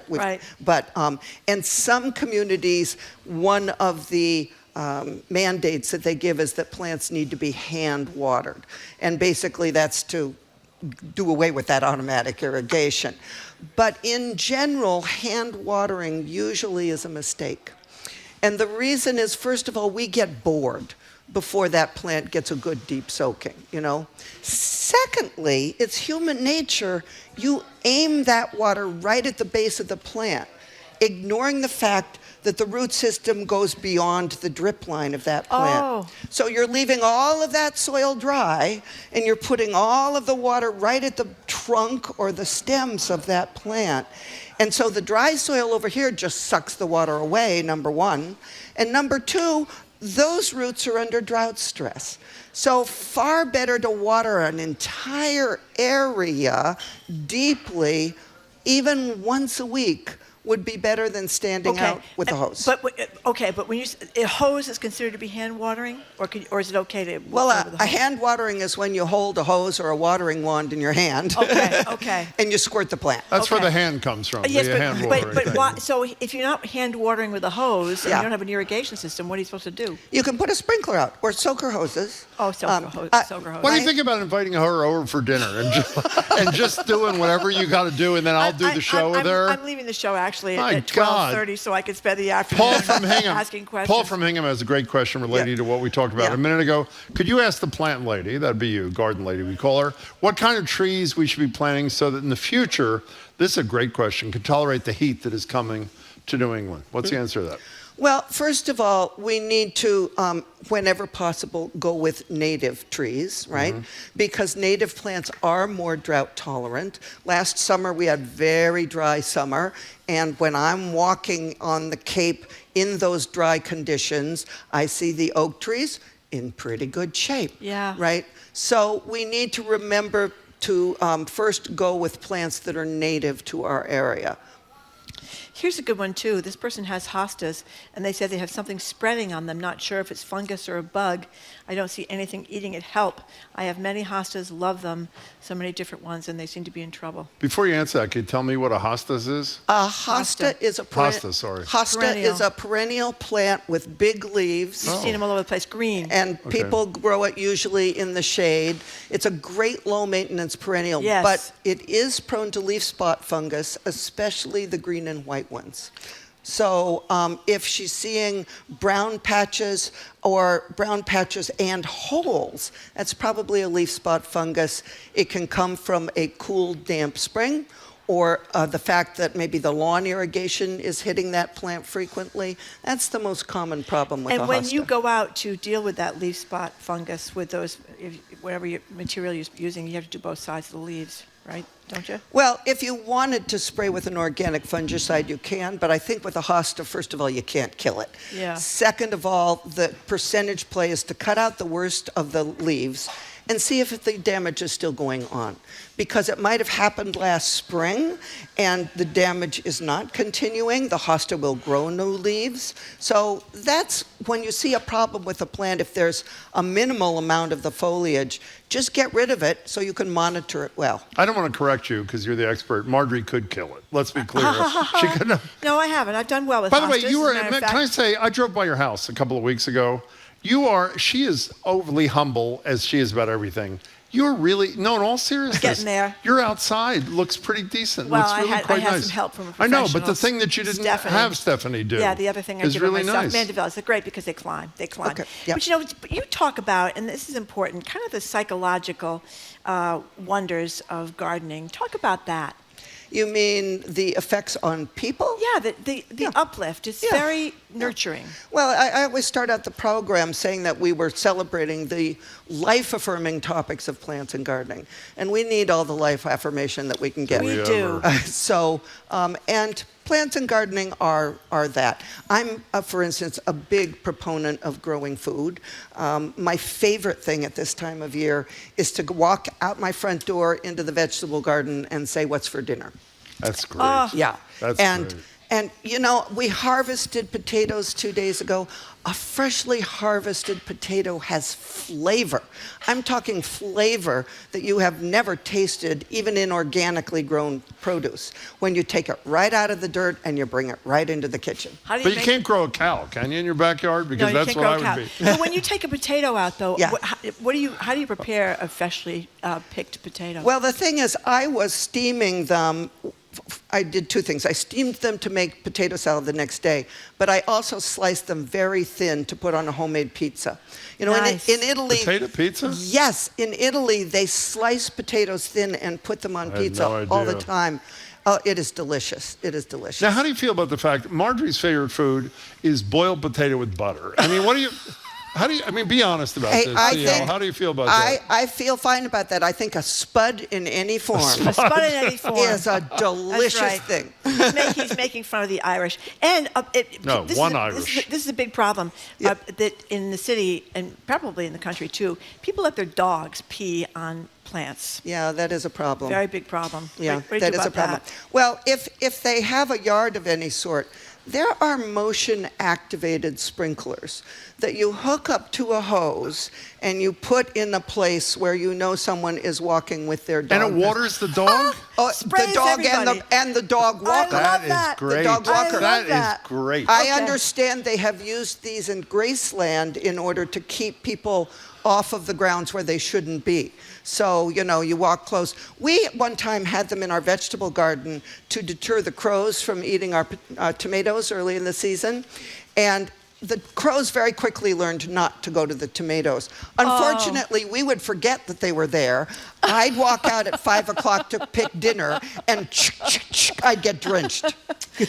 Okay, Now, so go ahead, Jim. I was just going to say, how do people find you? In addition, I mean, based on the text, 1 hour is not enough for our listeners of you, and only 20 minutes with us. But it's 1 How o'clock. do people find you all the time? Because you've got a blog, you do a ton of stuff. How do they find you? New book coming out? My website is gardenlady.com.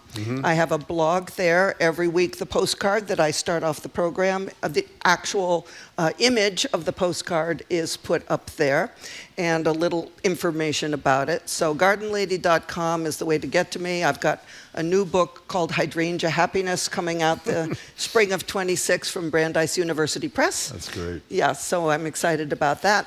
And I speak all over the country. All over the really. country, all over every place. And one last thing, because we got to go, but if people want to see some beautiful gardens, I know there's heritage gardens down in Sandwich where you live, but you know any place in Boston that people should go, or around here? Oh, there are a million places in Boston, starting with the Arnold Arboretum, you know, starting with the New England Botanic Garden at Tower Hill. That's a short drive away. You know, Mount Auburn Cemetery, any number of places in Boston. So Google, you know, public garden near me, and you'll trip over several of them. CL, it's great to meet you. We're thrilled to have you on the station. Thanks so much for your time. I love your show. It's been so wonderful to listen to and to read your writing. It's very soothing about gardening and you. So anyway, we have been speaking with CL Fornari. She is the Garden Lady. Her show appears Saturdays at 1 o'clock here on GBH and CAI. That's Saturdays at 1 o'clock. The new book is Hydrangea Happiness. Hydrangea Happiness coming out next year. Yep. Thank you so much for coming in. Coming up after this quick break, 3 market basket supervisors were suspended for allegedly engaging in disruptive behavior with the company in the wake of the ouster of CEO Artie T Demoulas. 2 of those suspended employees join us next at the Boston Public Library. I'm Margery Egan. He's Jim Browder. You're listening to BPR 89.7 live from the Boston Public Library and streaming at youtube.com/GBH News.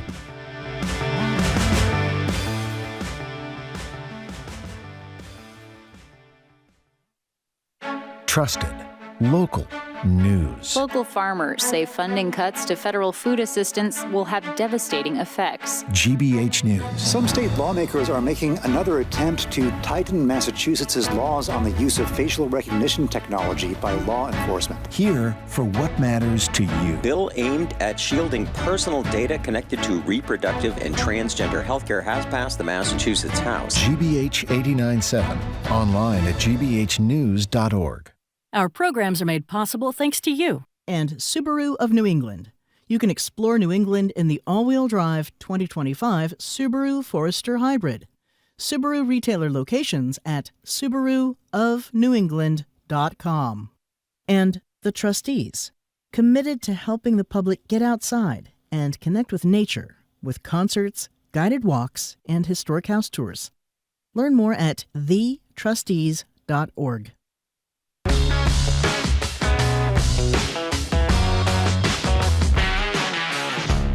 Welcome back to BPR. I'm Jim Browder. She's Margery Egan. We're live at the library, streaming at youtube.com/GBH News. So it's another family food fight at beloved and my favorite local supermarket chain, Market Basket. Over a decade after the drama last time at the company, it's back in turmoil. About a month ago, the company's board placed its popular CEO, Artie T Demoulas, on leave, citing oversight concerns and other disputed succession plans. The board alleges that Demoulas has been planning a work stoppage to disrupt the business. The board has also suspended a number of top-level executives as well, also claiming they're practicing disruptive behaviors. We've invited MarketBasket's board to join us on the show. They said they'll either send a statement or consider it. But joining us now at the BPL desk are two of those suspended top executives. Joe Schmidt, who we met more than a decade ago, is Director of Operations for MarketBasket. He's worked at the company for, is it 39 years? How many years? That's it. That's correct. 39 years, but you ain't got nothing next to this guy. Joining him is Paul Quigley, a district supervisor, has been at MarketBasket for a mere 44 years. That's correct. Paul and Joe, we're thrilled to have you. Thanks so much for your time. Thank you very much for coming in. So before we get to what this big brouhaha is all about, surely you were a child laborer when you began at MarketBasket 39 years ago. How'd that happen for you? Yeah, I was hired in the Danvers location at the age of 14, and my first job with my clip-on tie at the time, started bagging groceries, and immediately it was infectious, and it was something that I wanted to continue to do, and I've been fortunate to learn from a lot of people throughout my years working there, and am a product of the system and the great leadership of Mr. T Demoulas and now Mr. Artie T Demoulas. And you have been at one company your whole professional career. That's right. And so have you. Yes, ma'am. Yeah. So how did it start for you? I started in Haverhill back in 1981, working in downtown Haverhill in the Central Plaza store. Started as a bagger. Got very interested in the company. Things were starting to grow, and was asked to be involved in a lot of new store openings as a youngster, and it just it became contagious. Went to college. Demoulas Supermarkets helped with some of our tuition. Wow. Which was nice at the time, and yeah. But it was cheap. 44 years and 39 years is unbelievable. Which makes this all the more painful, I would imagine, this whole mess. Yeah, I am fairly clear as to why the board says they suspended the CEO. I get that. I'm not agreeing with it. I don't know enough to agree or disagree. Why were you suspended? I'm confused about both of your suspensions. Why were you suspended, Joe, first? Sure. So there's an allegation that I was somehow involved in some type of work stoppage because of the board having a disagreement with Mr. Demoulas, which is just frankly not true. The real story is that there are three sisters that Arthur has. There's Frances, Karen, and Glorianne, and they want control of the company. There's a lot of... They were with him 11 years ago against the Cousins, That's correct? Right. That's and they right. flipped, essentially. That's correct. But go ahead, yeah. And so there's a lot of jealousy with them and thinking that they should have more notoriety in the company. But it also comes down to money. They want more money from the company. And apparently the $40 million after taxes that they're getting on an annual basis is not enough. So there's a dispute there between the sisters and Mr. Demoulas. My understanding is that another reason you allegedly were disruptive is because you and a colleague had the audacity, am I not right, to visit some retiring store managers? Is that not true? That's a great point, yes. So myself and Tom Gordon, who's a close associate that works with Paul and myself, went to say goodbye to two senior store managers. Which is a tradition at MarketBasket, right? There's no question about it. As leaders in the company, it's our responsibility to wish people well that have dedicated their lives to the organization. And that's what we did. We went to say goodbye, wish them well, shake their hand, and off we went. Which they say violates the fact that you weren't supposed to be in contact with people in the stores and that sort of thing. Well, of course they're going to say that. So, and why are you suspended? I was suspended for what they call disruptive behavior, which in MarketBasket culture, I guess, is asking a question. What'd you ask that was so disruptive? We were 4 weeks into Mr. Demoulas being dismissed, and I was looking for answers to my questions, which is, what's the end game here? What are we doing? When's the boss coming back? Where's the investigation that you guys talked about? There was never any talk of any type of walkout or work stoppage, and it was just... So you never heard from Artie T Demoulas anything about a planned work stoppage? You guys are top executives. Both of you, nothing. Is that correct? Never. Okay. Okay, really, MarketBasket should be giving Jim Browdy some kind of pay because he's like a nonstop advertisement for a MarketBasket. Well, I'm a big fan. It's a great store, great employees. They're great. It is a great store. I don't have one close to me, but I do stop at the one by the bridge sometimes. And my friends, my family in Fall River, they all go to the one at the shopping mall in Fall River. Everybody's a big MarketBasket fan. And I remember when this happened years ago, when I was still a reporter at the Herald, going over and talking to people at MarketBasket, talking to employees. It was unusually happy place. It became a story all across the country, right? Because workers went out and supported the guy that ran the company. Right. It almost never happens, and there was a different feel about it. So you wonder why, with the great success of Market Basket, the emotional feelings people have for Artie T, don't these sisters realize that not just anybody can create this kind of environment? Are they that unself-aware or whatever it is? I think they realize it, which is why they needed to come up with a mechanism to do it. You know, if they just outright fired him, they know that they would have had that reaction that happened a long time ago. So they had to come up with a way to do it. Now, Frances Demoulas, her son Michael Kettenbach, who is the deli director, they want him to run the company essentially. So by knocking Mr. Demoulas and his team out, that opens the gateway for that to happen. Son, including his kids. When you say his team, that includes his kids, right? Yeah, so there's a succession issue here in terms of the board asking It's like for the TV show. That's right, asking for a succession plan. And Mr. Demoulas recommended that Madeline, his daughter, and TA, his son, that work in the company, that they would be viable candidates. Now, the board has flipped that to say that he said that those are the only two that should take over. He never said that. So the board of directors, Jay Hatchigan, who is the chairman of the board, he's actually with Gunderson Detmer here in Boston, a law firm. He's the chair, and he's the person that's been responsible to kind of institute this work stop, this stoppage in terms of stopping us from working. You know, Joe, we met you a little more than a decade ago. I'm going to play a little sound in a minute. And I'll say what I said to you then now. I've never, and I was a former union president, I never encountered a workforce that was this loyal to this CEO as this place, nor executives. And the notion that executives were willing to walk out. Here is young Joe Schmidt. You were a little boy then on Greater Boston in 2015. He was fired during the 2014 Market Basket protest. Remember, that's essentially where most of us who are Market Basket fans were not only shopping elsewhere at the suggestion of the leaders, but also posting our receipts from other stores on the windows at Market Basket. Yeah. Joe was then rehired after Arthur T's return. At the time, he had been with Market Basket for 27 years. Here's a little bit of what he had to say. There was really no hesitation. We knew that this is what had to happen. And the company has given everything to us and everybody that's worked with there. It's really been an experience, and I've certainly learned a tremendous amount of being a part of the company and benefited from the culture. So when it came time to protect it, that's what we did. So flesh that out a little bit. None of us in the press have ever met Mr. Demoulas because he doesn't do interviews, which is bad for us, but probably to his credit. I assume it means he's not an egomaniac like a lot of other CEOs are. Why are people like you and so many of the workers with whom I speak when I go to the Somerville store, why are they so loyal to this guy? Because he believes in the Market Basket culture. He believes in the associates. He believes in taking care of customers. He believes in the business partners that help support the organization, and ultimately also believes in supporting the shareholders of the company.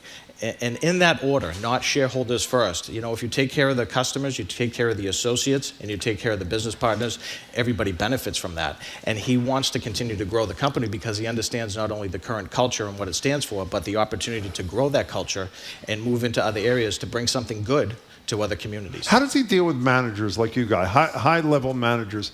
What's his relationship with like? How does he handle people like you? We talk about this frequently. Mr. Demoulas always likes to consider our company to be on a bar and that we all move up together.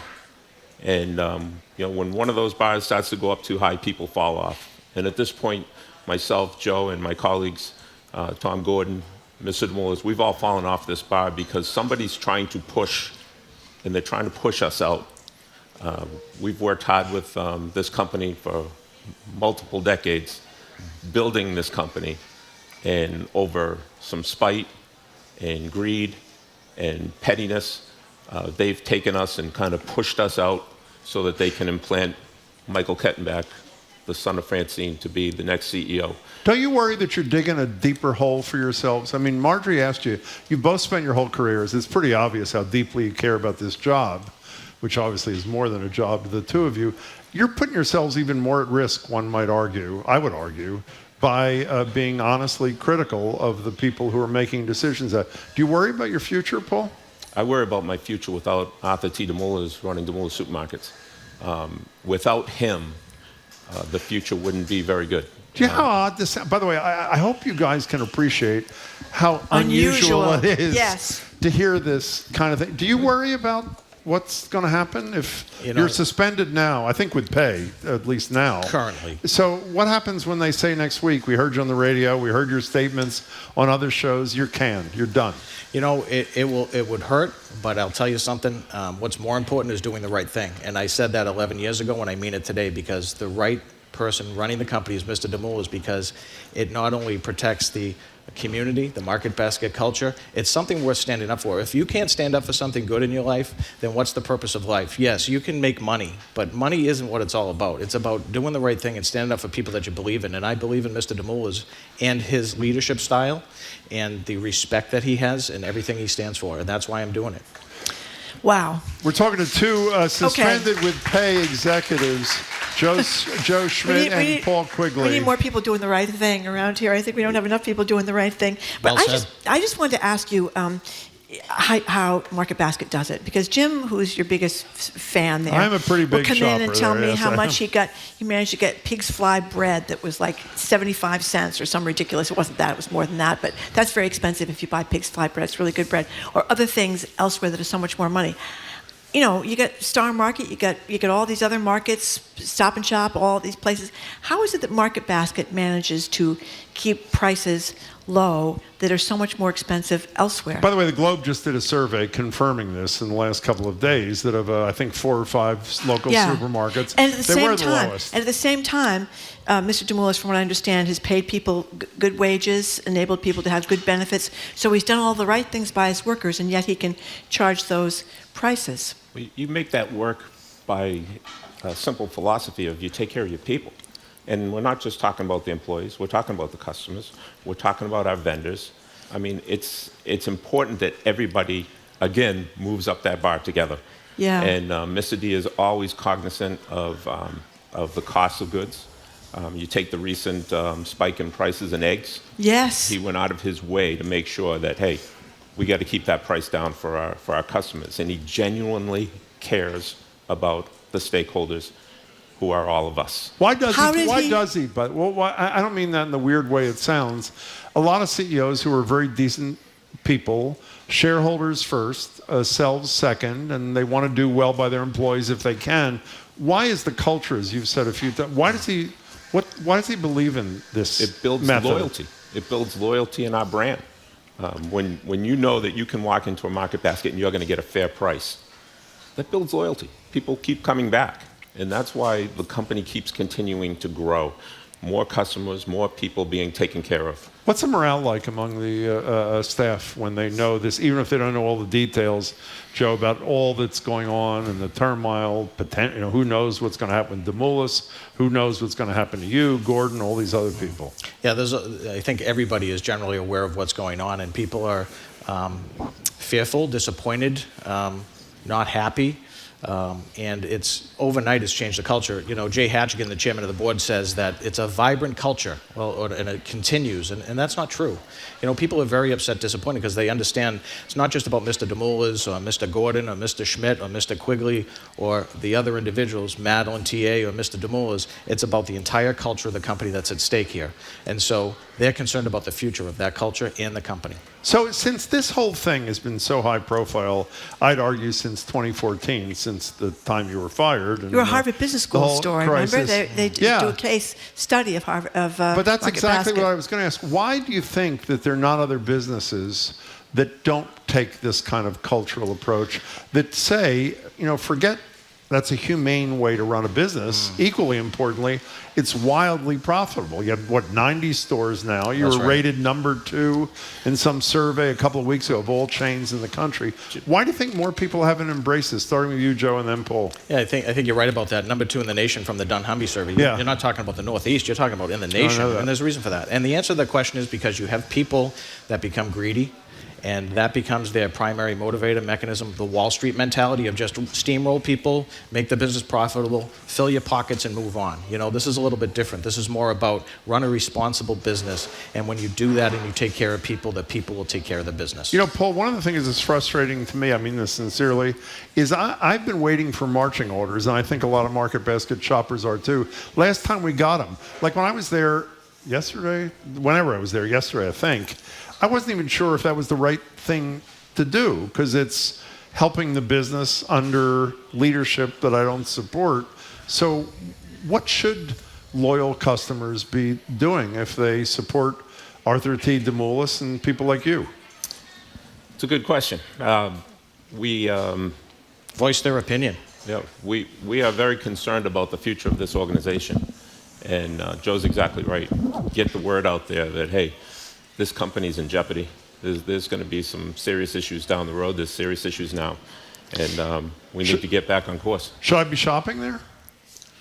You're hesitating. I mean, I assume people who are watching on YouTube or here can see your hesitation. Obviously, you're torn, right? That's your own decision, and customers make decisions of what businesses they want to do business with. Olivia, on YouTube, Paul Quigley says you were this person's store manager. He's a stand-up guy. I can't believe the company is doing this to him, and so many others. That's to Olivia on YouTube. Maybe you remember Olivia on YouTube. You should read this. Wait, there's another great thing, is they keep prices low by cornering the market on those brown and beige floor tiles. Been the same since the 1970s. Wasn't Zoe, our coworker, wasn't she a cashier when she was a kid at Market Basket? Yeah. But I remember years ago when there was a fire at a place called Malden Mills, and Aaron Fernstein was the CEO, and all across the country people were shocked that he kept people on the payroll over Christmas, helped them until they could get back on. It became a Harvard Business School story. So I think it says something about our attitudes, capitalism in America, that it's the rare CEO that is a Artie T or is the late Mr. Furstein, is that how you pronounce his name? Furstein, that do this. Because most people, I remember my father saying this to me a million years ago, they always screw you in the end.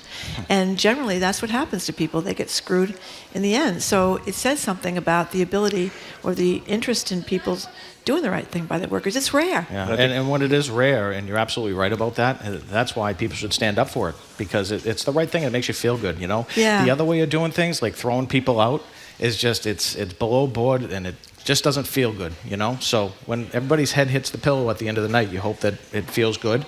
It's got to feel good for me, even though my circumstance, I'm sure for Mr. Quigley here, who by the way is one of the instrumental people in growing the entire North Shore personnel-wise, and the dedication of this man to the company is second to none. And I'm proud to be here with this man. Do you guys at least kick your dog when you go home? I mean, you can't be this can't be real. I mean, in any case, so what's the outcome here? I mean, how many weeks has this been since Demoulas was suspended? 6 weeks? So 4 weeks? Tomorrow makes 8 weeks. 8 weeks. So what happens? Well, is this going to be a standoff for months and months and months? What happens? We're not sure how the story is going to be finished here in the last chapter of the book, but we intend to be back, doing what we love to do, taking care of Market Basket and its culture, and we'll see what happens. But again, I think what we're doing here is doing right by the customers and the associates of the company. Are you as optimistic as your buddy here? I am.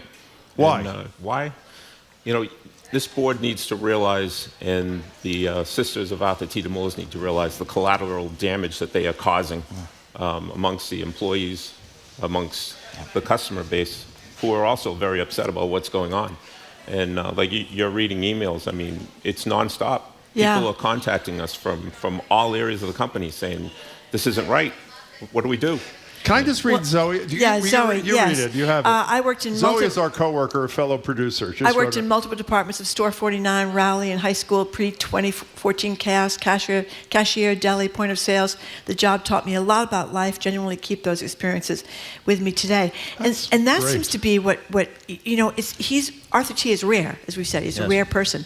So the idea that the sisters have that they can just get rid of him and keep that, what made it unique, is baloney. It doesn't work that way. Yeah, there's no question. In fact, one of the sisters made the comment that, don't worry, the place runs on autopilot. Yeah. And it certainly doesn't. So. Have any of these sisters run a business? No. They're all non-working shareholders that have done pretty well for themselves. Yeah, well... I'd get a food taster if I were you, Joe, let me tell you.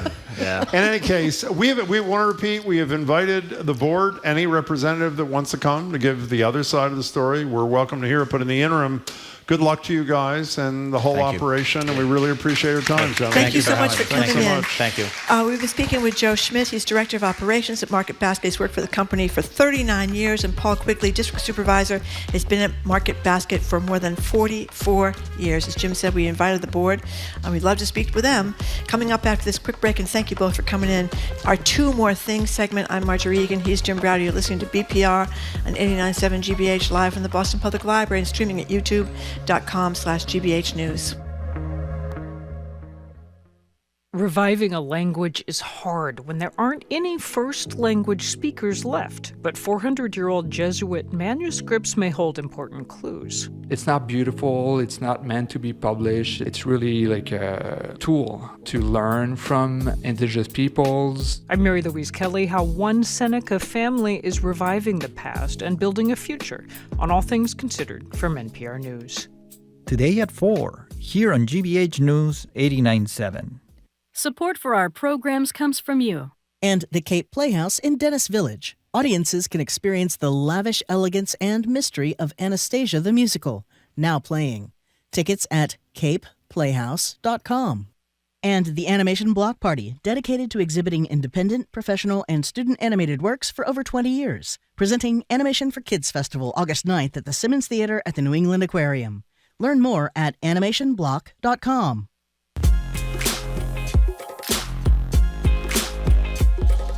Welcome back to BPR. Margery Egan, Jim Browder, live at the library, streaming at youtube.com/GBH News. It's time for our much loved, I'm not sure it's much loved, it's time for Two More Things. Margery, give us your one more thing. Well, I'm going to start with Stephen Colbert, who got the axe. He'll be on until May, but his show is going to go off the air, even though it's the top-rated late-night show.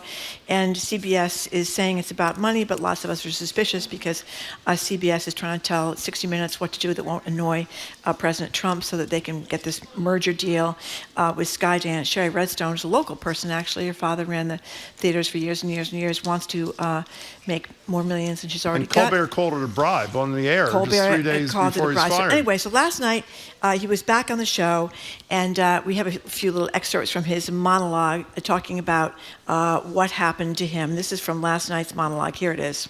Over the weekend, it sunk in that they're killing off our show. But they made one mistake. They left me alive. And then here's what else he had to say about Trump during the same opening monologue, talking about the show's cancellation. And now for the next 10 months, the gloves are off. I can finally, I can finally speak unvarnished truth to power and say what I really think about Donald Trump, starting right now. I don't care for him. So anyway, I'm a huge fan of his. He's a wonderful guy.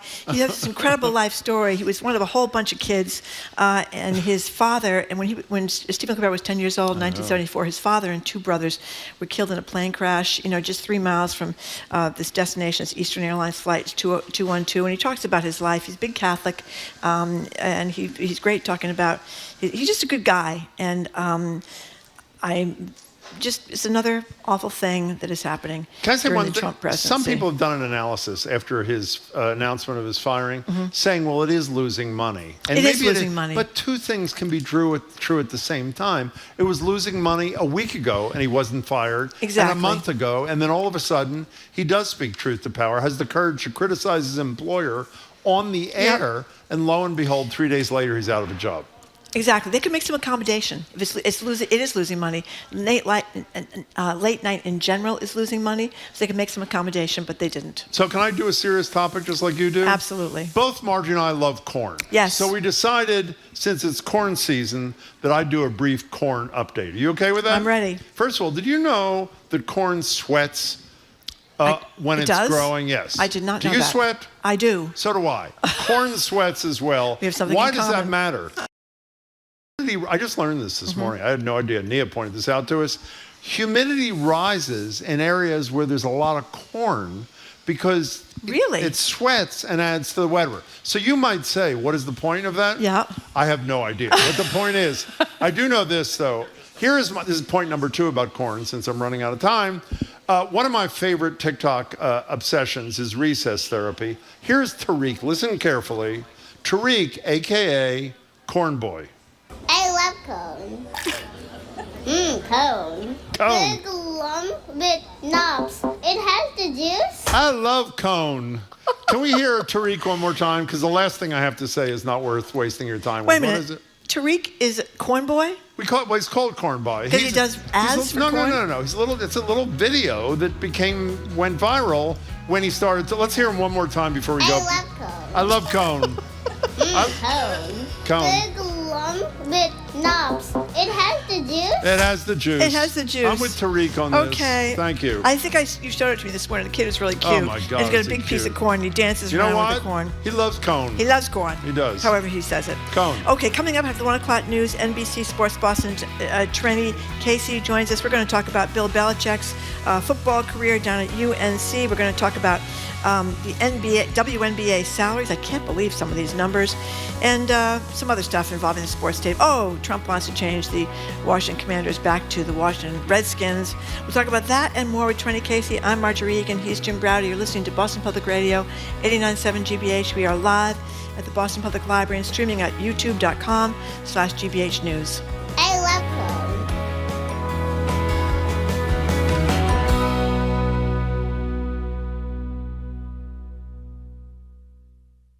If you're a GBH sustainer and your credit or debit card has expired, it's time to update your information.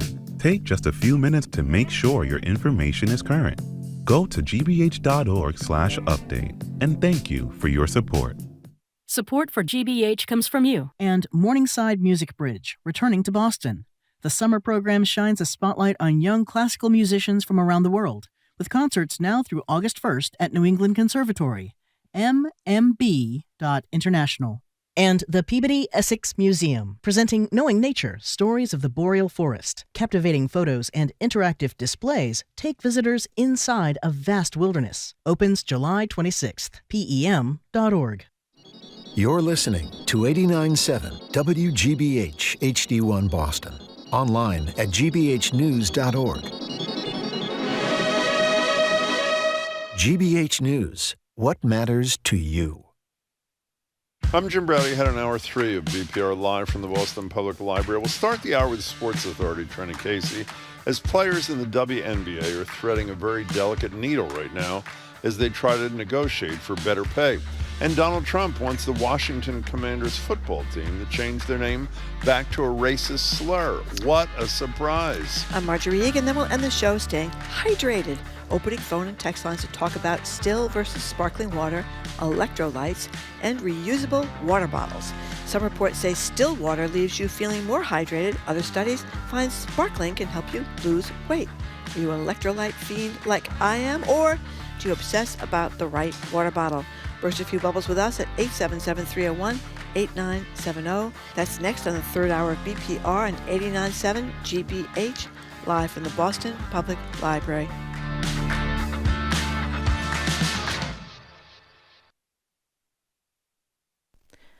Live from NPR News, I'm Lakshmi Singh. The Justice Department says it has contacted attorneys for Ghislaine Maxwell. They want to find out if the longtime associate of the late sexual offender Jeffrey Epstein will speak with prosecutors. Maxwell is currently serving a 20-year federal prison sentence for sex trafficking.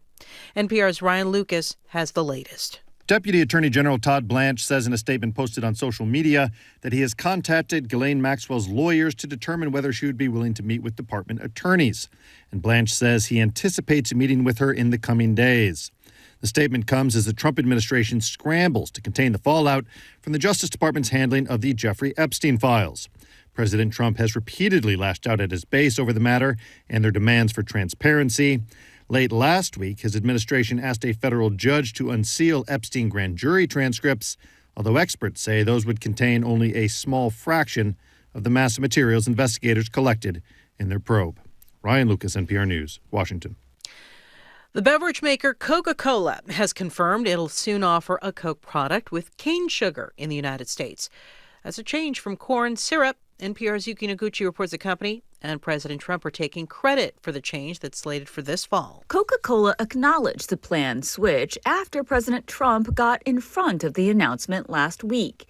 The company touted the change as a win for the president's Make America Healthy Again movement, which is pushing for more natural food products. Corn syrup is a far cheaper sweetener compared to cane sugar, but experts argue that changing the recipe will not change the overall nutritional value of drinks or snacks, nor will it move the needle on public health. Sugary processed foods are considered a big driver of a worldwide increase in obesity. Yuki Noguchi, NPR News. Russia and Ukraine are expected to hold another round of peace talks. President Trump has been urging the warring rivals to reach a ceasefire and has been critical in recent weeks of Russia's failure to commit to an agreement. The peace talks could happen as soon as tomorrow in Turkey. We have more from NPR's Charles Maines. Ukrainian President Volodymyr Zelensky announced the new date for peace talks, saying Kyiv's priorities remain the return of prisoners and Ukrainian children abducted by Russia, as well as a possible meeting between Zelensky and Kremlin leader Vladimir Putin aimed at ending the war. The return to negotiations comes as President Trump has threatened additional economic penalties on Russia if Moscow doesn't agree to a ceasefire by early September. Yet the Kremlin insists Russia wants peace only once its objectives in Ukraine are reached, and Putin's spokesman, Dmitry Peskov, says Russia and Ukraine remain diametrically opposed in their proposals to negotiate an end to the war. Charles Maines, NPR News, Moscow. From Washington, this is NPR News. Good afternoon. With the latest from the GBH Newsroom, I'm Henry Santoro. Vice President J.D. Vance is scheduled to be on Nantucket today for a high-dollar Republican fundraising dinner. Tickets are going for up to $250,000 per couple. Vance and his supporters aren't the only ones turning out for this event, though. Several protests are expected, including one that's been dubbed Meowtucket, taking place this afternoon from 2 to 4 at Children's Beach. That gathering is sponsored by an Instagram account called Cats on a Couch. It's a humorous site that has turned into political movement.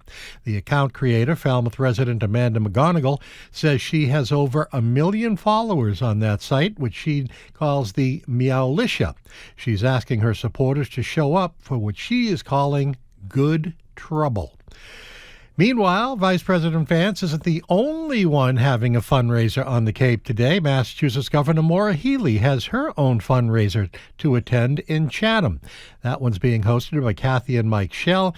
He is a prominent Chatham Select Board member who has also hosted fundraisers in the past for Barack Obama and for Joe Biden. In sports, Red Sox Phillies back at it again tonight in Philadelphia. It is a 6:45 start. In the forecast, sunny and 80 degrees today. Beautiful day to be outdoors, beautiful day to go to the beach, partly cloudy, upper 50s overnight. Then sunny and 80s again tomorrow, another perfect beach day. And we are back into hazy, hot, and Henry weather for Thursday and Friday with temperatures into the 90s. 77 in Boston right now. This is GBH News. Support for NPR comes from NPR stations. Other contributors include Fisher Investments. Fisher's dedicated team of specialists provide resources on investing, retirement income, estate planning, and more. Learn more at FisherInvestments.com. Investing in securities involves the risk of loss.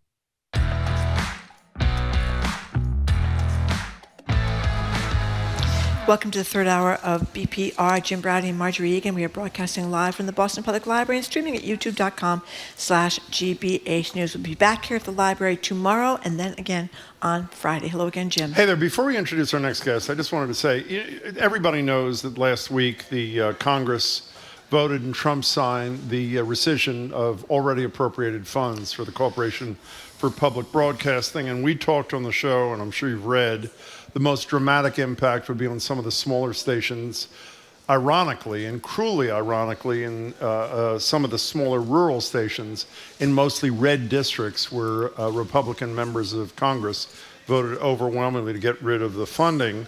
And while the impact on GBH is much larger, much more diverse source of funding, was thought to be more minimal, an 8% cut, we're already beginning to see the product. Margery and I couldn't go to the all-staff meeting this morning because we were preparing for the show, but the Globe is reporting on it, saying that 13 employees have been laid off at The American Experience, one of the great shows on television. And while the fall shows will air as planned, next year they'll be rebroadcasting the program's best documentaries to give GBH time. This is a quote that our boss, Susan Goldberg, gave to the Globe to reinvent, create, and ramp up the series with a focus on digital. I just want to say, I don't know, a month ago, we had American Experience on People a lot. The executive producer, Cameo George, and writer-director Gene Tempest, who were both involved in this fabulous documentary, Mr. Polaroid, about Edwin Land, who founded the company, was spectacular. And it's a great loss, both, I think, to America, because it's American phenomenon, a brilliant show, and to some incredibly wonderful, talented people. So we just wanted to mention them and do a shout out to them and let you know that the impact is real, even at the largest of NPR and PBS stations. You know, American Experience is a great show. This is really, really sad. They got a great thing coming out at the end of August about the war on smog. I remember watching years ago the thing they did on the Love Canal, the pollution up the Love Canal, the effort to people getting cancer because of the pollutants up there. The thing they did about the cancer detectives that were physicians and researchers that helped find like cervical cancer, which now can be prevented by a vaccine. This is the kind of research, of course, that the Trump administration is getting rid of. So anyway, it's a great show, and it's very, very sad. And it's tragic, I think, that this legislation passed. Yeah, and I hope people will hold people who cast certain votes accountable. By the way, one of our colleagues reminded us a brilliant documentary last year on busing here came from them. That's right, the busing battleground. That was a great one, too, all about the 70s and what happened there with the school committee and Kevin White, et cetera, et cetera, et cetera. But beyond the loss of the show, the primary reason Margery and I wanted to mention was twofold. One, to just say cuts have real impact, even at the biggest places like GBH. This is just the beginning, by the way. This doesn't satisfy the whole 8% cut here. And secondly, even more than the show, we mourn the loss of our really talented, committed colleagues over there, and we're thinking about them, which doesn't do much, but at least know we are. In any case, we're joined now on Zoom from Wisconsin, I believe, her home state, Trenni Casey, anchor and reporter for NBC Sports Boston and a BPR contributor. Trenni, good to see you. Hi guys, I'm in the good land. Yeah. Everyone's off on an ATV ride right now on the trails, so it's nice and quiet. I have a house all to myself. And look at those huge trees behind you. What kind of trees are those out there in Wisconsin? I don't know. You have no idea. I'm sure there's some I don't know, like a pine probably. Like a pine. Oh, they're big. We don't know. What is that tree? It's like a pine. Okay. It's not like, quite it's like a pine or something, maple, I don't know. So, Trenni, we talked to you a lot about the WNBA and how Caitlin, what's her last name? Caitlin Clark. Caitlin Clark, yeah, I'm not a big sports fan, as you can tell. It's been like the Tiger Woods, what Tiger Woods was to golf, she is to the women's NBA. And then Jim told me she makes $85,000 a year. Salary, which I know she has endorsements and she has other opportunities to make money, but boy, that seems a little low compared to, that's not even in the neighborhood near of what you get if you're a mediocre player in the NBA. So what's going on? So, this is just how the CBA is set up, right? And there was a really good column that I would encourage people to read if you haven't already, or reread, in the New York Times a few weeks ago, which I think we talked about on this show. And it really did a great deep dive into the pay disparity. Like, the reality is the WNBA is still a league that is sometimes profitable and sometimes not profitable. So you cannot pay Caitlin Clark what you pay, say, Victor Wembanyama. That's just not how it works. But they are criminally, at this point, underpaid. WNBA players are, which is why they opted out of the final year of their collectively bargained agreement, their CBA, and they will renegotiate that CBA this offseason. The WNBA now has a $22 billion television investment from my parent company, NBC, Amazon, and ESPN. It's part of a larger $77 billion deal to broadcast both the NBA and the WNBA. And so they've seen upticks and double-digit percentages in viewership. On ESPN, which is the only network right now that consistently airs WNBA games, they've seen an uptick in merchandise sales. And rightfully so, these women want to profit from it. And this article, written by a Harvard economist, really broke down the numbers of what, percentage-wise they should be getting paid based on what the league makes. And obviously, this is something they're very passionate about. The WNBA had their All-Star game this weekend. They did meet with union representatives from the league to talk about and try to hash out some things in a new contract. They walked away from that bargaining table not very happy, and so they all wore T-shirts to the game on Saturday. Every single person on the two teams wore T-shirts that say, "Pay us what we're owed." So clearly the WNBA is not going to back down. They are prepared to, from what I understand, walk out, protest, hold out, whatever they need to do in order to be paid more fairly. And again, fairly does not mean equal to the NBA. That's not how it works, right? Like hockey players don't make what NBA players do just because they play the same amount of games in the same country. It's all based on what your revenue is. But right now, the WNBA doesn't get paid close to what it deserves and where it is right now. We're talking to Trenni Casey. Staying on women in sports, the number of women coaches in the NFL is increasing, mostly in training kinds of things. But it's pretty serious increase, Trenni Casey.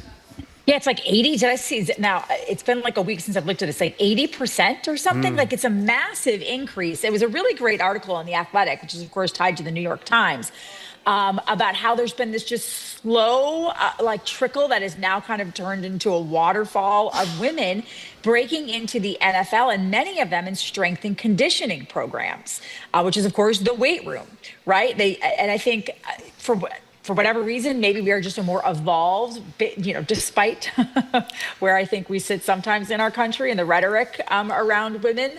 I think a lot of athletes are more used to seeing women in weight rooms, on training staffs, and that has had a trickle-down effect where women are getting opportunities that they didn't get before. The NFL also has a program in place that allows women and other underserved, parts of the community who don't often get picked for jobs in the NFL. They have all these symposiums and sort of like open interview processes that they can go through so that they can be seen by teams. But I think, to me, when I read that article, guys, in The Athletic, the thing that stuck out to me was that no longer do men walk into a weight room and see a woman and think, I don't know about this. I don't know if I want this trainer. Many of them use female trainers on their own, in the off season as well as in season. And they find that women have a more diverse background in how they treat these athletes and the programs they develop. So, and it's sort of changed the entire culture around how these NFL players train. It's not just go, go, go, hard, hard, hard. It's a much more versatile, training plan where you have mobility, strength training, plyometrics, all these things, when it used to just be like, go in and pump as much iron as you possibly can. These women have brought really new techniques and a new mindset, really, to how these guys train. Can I read the beginning of this piece? Is so great, by a writer, Jana Bardal. Sometimes it meant dinner at 10 p.m., but football was just the start of Kansas City Chiefs rookie Ashton Gillott's training as a teenager. Working alongside his trainer, Gillott competed in Spartan races, ranked 21st in the Southeast region for CrossFit, qualified for state championships in weightlifting. As a defensive lineman at Louisville, he earned a spot on the Athletics 2022 Freaks List, a compilation of the most athletic specimens in college football. One day, Gillott brought a group of college teammates to train with his former coach. "This is crazy," they said. "Welcome to my life," responded Gillott. "My mom is kind of crazy." And his mother was his trainer for him and his siblings, who were also huge star athletes. It's great. No, it's great. It's just, listen, I think for a long time, there have been many women who want to break into male-dominated areas. And I know we said this on this show, probably so many times people are sick of hearing it, but if you can't see it, you can't be it. And now you look on a football sideline and you see women who are also running out to the huddle, women who are taping up ankles, and athletic trainers and working in all of these different facets. Jalen Hurts, the quarterback for your Philadelphia Eagles, Jim, famously has an all-female team. His PR representatives, his agents, he just feels like that's the best mix for him. He feels like those are the people who best represent him, and that there really is a sea change where it's not just it's still a boys club. It's still 95%, 97% men.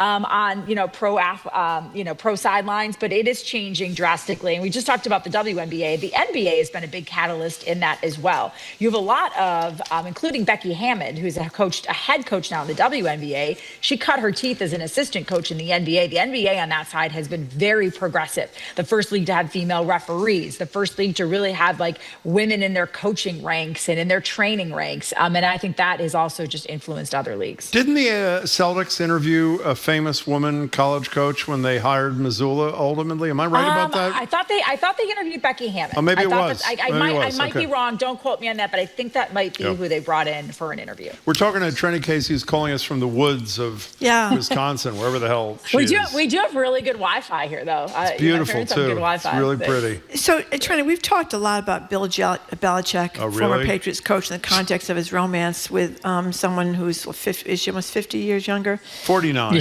49. Who's okay, counting? The younger. And speculation about whether he was even going to wind up coaching at University of North Carolina. But apparently he is, and they've landed this docuseries, a documentary deal. So give us the latest. Well, the funny thing is, this is news because there was a story about the aforementioned girlfriend and a docuseries on the University of North Carolina. It was rumored that Hard Knocks, which is, of course, the HBO NFL Films franchise that follows a pro team around during training camp, and then they follow usually a couple of different teams during the season. Hard Knocks in season was going to switch its model this year and follow the Bill Belichick and the University of North Carolina football team. And it was reported that Jordan Hudson wanted too much creative control, that it was her, the reason that broke down. Shocking. But however it broke down, Bill Belichick is getting his docuseries. They are going to be followed by a production company this year. They're going to follow Bill Belichick and his journey as a head coach of the Tar Heels in Chapel Hill at the University of North Carolina. The season starts September 1st. Guys, this season is listen, I really don't care about college football. I'm not into it. I don't really, it's I got to watch it now with the NFL. It's on Thursday. Sometimes it's on now it's on holidays. Yeah. You've got all day Sunday and Monday. I'm not watching college football on Saturday. I'm going to do something that I want to do. But I am intrigued. I may not sit down and watch a lot of games, but I'm certainly going to keep up with how the University of North Carolina does.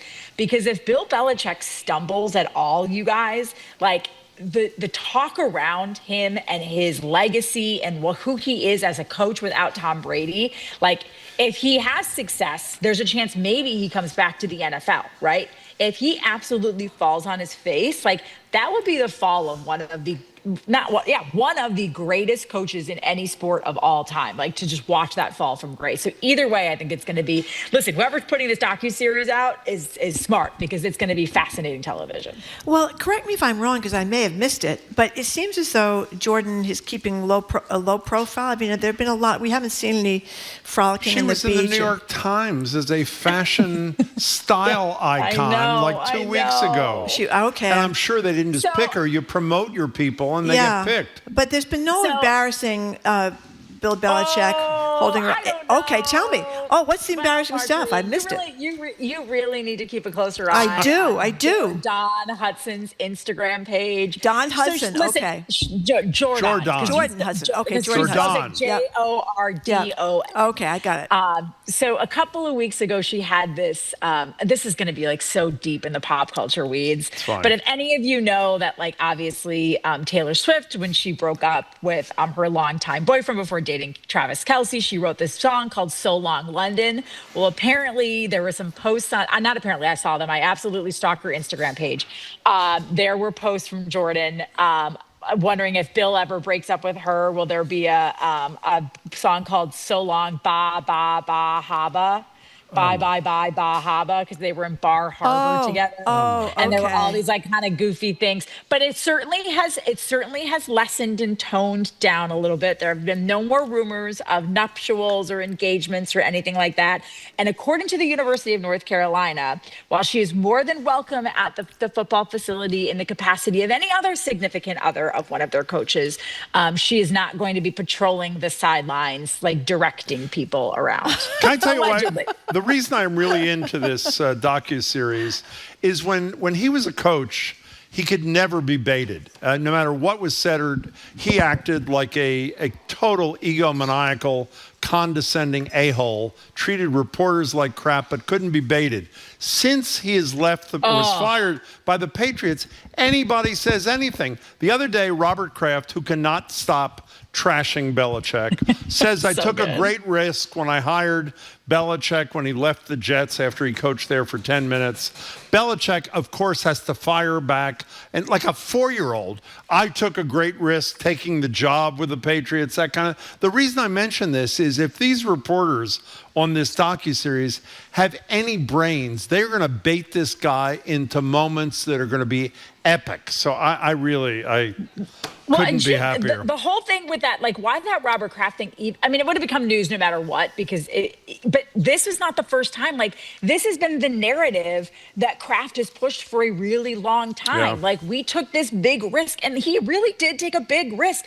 Bill Belichick was not a good head coach with the Cleveland Browns. Like, he was known as a great defensive mind, obviously, but he didn't, it's not like he went to the Browns and he raised them to these new heights and he was this sought after coach. He got let go there. He got rid of Bernie Kosar, and he did not have a winning record with Cleveland. Like to Robert Kraft's credit, which I think this is why he tells the story over and over and over again, is that he wants the, he wants the credit for discovering or taking a chance on Bill Belichick and seeing something in him that others didn't see.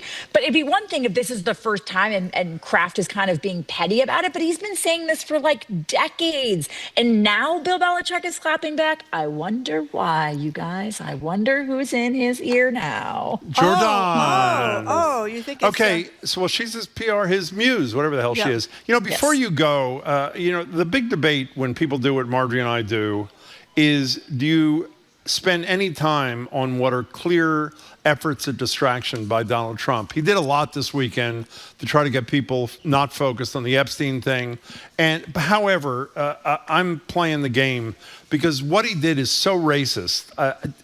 He announces there is a deal with the Commanders, who used to be called the Redskins, which is a racist term despite what 3 of you think out there. They changed their name. They're trying to build a stadium in Washington. There's a law that gives them the power to take over this federal land where, talk about ironic, RFK Senior Stadium once was.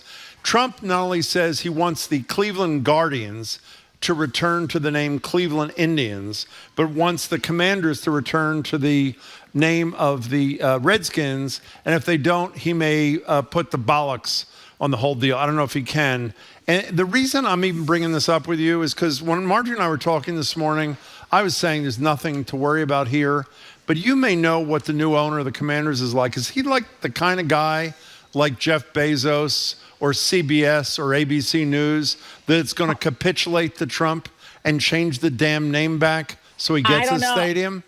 I don't know. And it's funny you bring this up, Jim. Right before I was on with you guys, I was reading the Washington Post, and I was reading a column in there about, someone, or it might have even been a column, it just might have been an article, but, they talked to local lawmakers and, DC people who say, no, we're going to go ahead with this. We're not changing the name. We don't want to change the name.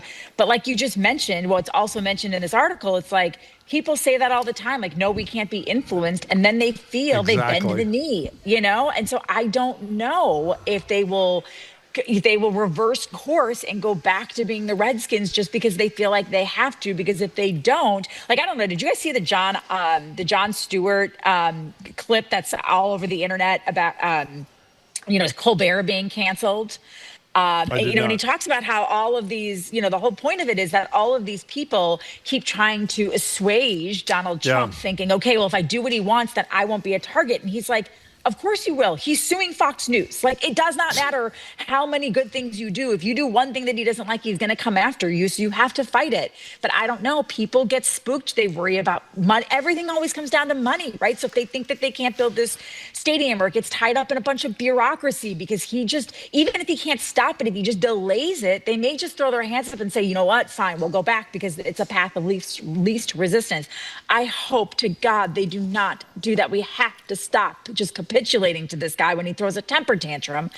But listen, it can be scary if you're in it and you're one of the targets. Like, I understand that as well. Like, that's a scary place to be. But this is worse in my opinion, in so many ways, as important as the press thing is, to basically say, let's re-embrace a racist term so that we can get the approval of an out of control, unhinged, as Margery would call him, president of the United States. It's grotesque, and let's hope they hold firm there. Hold serve. Be like Harvard. Don't be like CBS. Yeah, we hope Harvard is holding firm. Let's see how they feel. Yeah. A couple of people, let's hope they're applauding in a week still. We don't know. Thank you, Trenni. What are you doing out there in Wisconsin before you go? This is my weekly, my family does a yearly vacation. There's like 25 of us up here. My God. Nice. I wasn't able to go last year because I was working the Olympics. So I'm up here. Oh, that's great. While the Hubs continues to recover at home. So by the way, just hanging out with the family. I love trees that are like a pine, by the way. It's one of my favorite trees. I'll bring you a sample of a like a pine. Please don't. Thank you. It's great to see you, Trenni. Take care. Have fun this week. Have a great reunion with the family. We've been speaking with Trenni Casey, anchor reporter at NBC Sports Boston and a Boston Public Radio contributor. After this quick break, we're going to open the lines for a heated BPR debate. Sparkling water versus still. We actually do disagree. Well, you're entitled to drink your sparkling water. I prefer my still water with electrolytes, Jim. Oh, my God. We're going to talk about electrolytes, What too. What a woman. Yeah. Should you do it with electrolytes or not? I'm Margery Egan. He's Jim Browder. You're listening to BPR on 89.7 GBH Live from the Boston Public Library and streaming at youtube.com/GBH News.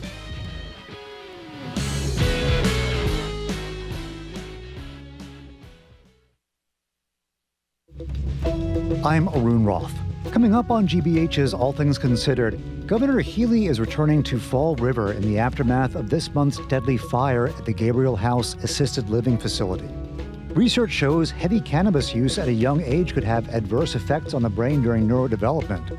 We'll look at why age matters when it comes to cannabis consumption. That and all the day's news starting at 4 on GBH's All Things Considered. Our programs are made possible thanks to you. And Boston Landmarks Orchestra, presenting The Best of Boston and Peter and the Wolf. Free concerts on July 23rd and July 30th at 7 at the DCR Hatch Shell. More at landmarksorchestra.org. And MIT Sloan Executive Education. You can equip yourself with the skills to lead in a rapidly changing world. Courses cover AI, leadership, and data-driven strategy. More at executive.mit.edu.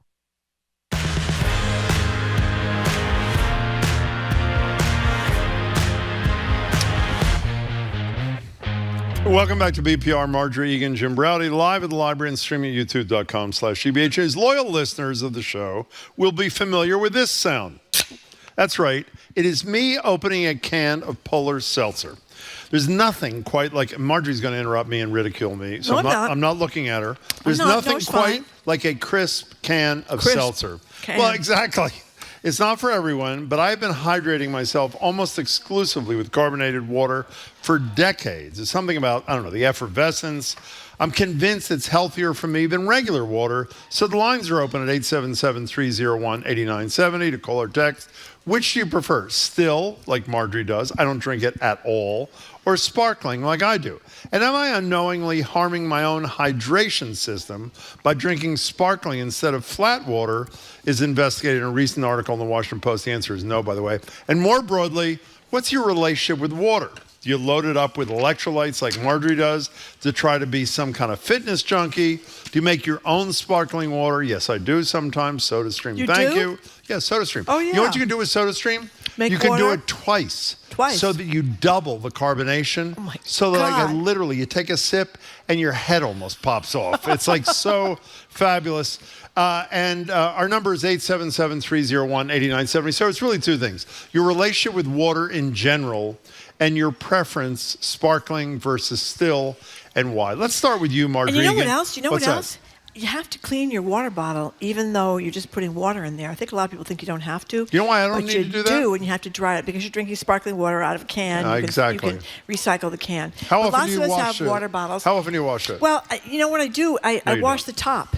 Because if you have a top that screws off, you can see. You can't even screw it off I now. can't even screw it off. Oh, my God. You can get little. You Ask can get Jamie little to do it. mold things on the side. You have to be careful to get all the mold You have little things mold off. in there? You can. You have to be. You've seen little mold in there? I can see a little tiny bit right now. I And just you're washed it drinking last out of night. the damn thing? Well, it's not in the water. Well, on it's the leaking into the It's water. not leaking in the water. It's on the edge of the cup. But anyway, you're supposed to wash them off, and of course you put your mouth on it. You're supposed to wash that. I understand But the the mouth inside thing. of the cup too. Nope. You wanna wash it out and then let it dry. Fine. You don't just want to keep Okay, good. letting water sitting there and. Two things. What? Question first. Yes. Is there a small amount of mold in your water bottle? Yes or no? Like a teensy So microscopic. is there, excuse me, yes or no? Microscopic. Okay. Is there any mold on my seltzer can?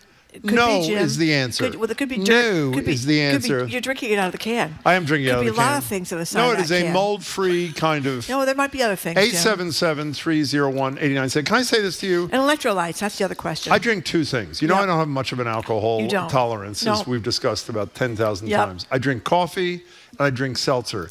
And the joy that I get, I'm not making this up, from when those bubbles first hit, what's the top of your mouth called? The roof. The roof of my mouth. When the bubbles first hit the roof of my mouth, Yeah. it is a joy that is almost impossible to describe. Well, bubbles are great. I mean, Bubbles. The carbonation is great. You can feel it kind of popping around your mouth, and that is a big thing. But I'm more big into electrolytes. I was worried that I was going to kill Why do you myself. do electrolytes? Because they make the water taste better. No, they don't. They do. No, they they do. Yes, I have lemon. I'm an Ultima. Do you have them there? I have them right here.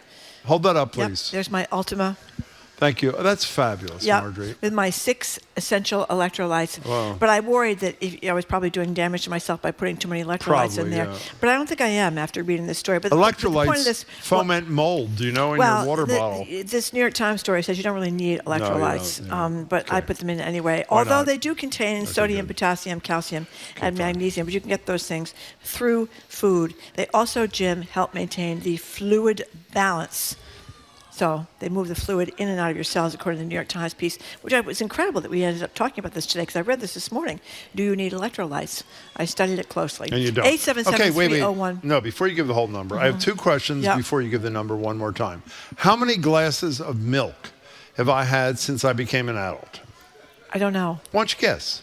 None. 0. Yeah, what's that about? How many glasses of still water have I had? Well, I have to qualify it. When there is sparkling also available. I don't How think many? I've ever seen you drink still How many? water. How many? Probably next to none. 0. 0, okay. So I just want to state my position. Okay, there you go. Clearly, thank you. You feel strongly about it. No I question feel about it. strongly. Jim feels strongly about it. Certain things I care about. He's got his Polar Seltzer over there. Local Massachusetts company, Worcester. by the way. Can I say one more thing to you? The Margery and I learned something this morning about hydration. Hydration. We both read the same article. We both thought the article was wrong, but one of us, me, did further research. They list still water, tea, and soda, even though they don't recommend soda, as hydrators, and they also add coffee. I was You and I stunned. both thought it was a dehydrator. I thought so. But I searched, and AI, which never lies, responded on Google saying that several cups of coffee a day, since coffee is almost all water, is actually a hydrating kind of thing. Yeah, it's liquor that's dehydrating. Liquor but I is thought coffee dehydrating. was too, but I was wrong, so it makes me very happy That's because I'm a big amazing. coffee drinker too. So how do you feel, how essential, how passionate are you about your water drinking in your life? Sparkling, plain, do you have the water bottle, do you not have the water bottle? Electrolyte, not to electrolyte? What do you think? What are you looking A at? couple of weeks ago, I mentioned that I was at a restaurant, and I had the best sparkling mineral water I ever had, which was Topo Chico. And then one of the staff Topo people, Chico? whatever the hell it is. Not Topo Gigio? No, not Topo. No idea. So Maddie wants to know how I feel about it. Didn't one of our staff members say they'd done something horrible, like they discriminate against somebody or something? Just better. Don't. Let's make sure. We don't want to criticize them if they haven't done something wrong. Let's put it on abeyance till they figure it out. Oh, anonymous texter wants to know: is sparkling water with hops? I like sparkling? No. Oh, is beer in the sparkling water category? Who's asking that question? Amy in Wheelwright. The answer is Wheelwright no, Amy. Get over it. It's not right. Yeah. It's not, no. And this next person says they like sparkling water with hops and fermented grains. You know what that's called? Beer. Beer. Yeah. Tori in Westwood, you've been very patient. Margery doesn't stop talking. It just goes on and on. Sorry, I'm amusing myself. Okay. Thank you. Let's go to Tori in Westwood. What do you think, Tori? Hi, Tori. How are you? Shouldn't laugh. I am definitely. Yeah. You guys are making me laugh. I'm laughing too. I am definitely a still water person. It's ridiculous. Why? But I think seltzer makes me more thirsty. I'm convinced. Really? Every time I drink it, I don't feel my thirst being quenched. I'm just more thirsty. Now, But honestly, you go ahead. No, you go ahead. So, how many times have you tested out this ridiculous theory of yours, Tori? Well, I'm also a very picky drinker like you, Jim. Yeah. So I have tested it out. I mean, I have tried different seltzers. I want to find one that I love. Oh, that's sad. But I just haven't found one. That's actually a very sad story you're telling. Tori, we'll test your theory out. Tori thinks that carbonated water does not quench your thirst like still water does. I don't know. We'll see, Tori. Thank you for your But call. as we know, Jim, you've shared this with us, carbonation can cause bloating and gas. I like that feeling. So, actually, I don't. Rebecca in Florida. Jim is bloated over there. This is a beautiful text. Rebecca writes, yes, Jim, nothing like enjoying the effervescence of sparkling water on the Rue Claire in Paris in view of your Tesla law, planning future government mandates whilst wearing your best dickie. Oh, my God. Those are some of my fondest memories, Rebecca. Thank you for bringing them back. Everywhere. A texter says, Jim, there's a small amount of mold everywhere. Ha, ha, ha. So there you go. Well, I think there is a small amount of mold, but there's not small on Margery's water bottle. Jen and Stowe. It's teeny. It's teeny. Jen and Stowe, we're talking still versus sparkling water. Hi there, Jen. Hi, how you guys doing? Excellent, thank you. Good. I love the sparkling because I like that it's refreshing with the flavors, but without having the sickly sweetness of soda. Exactly. Do you know what I mean?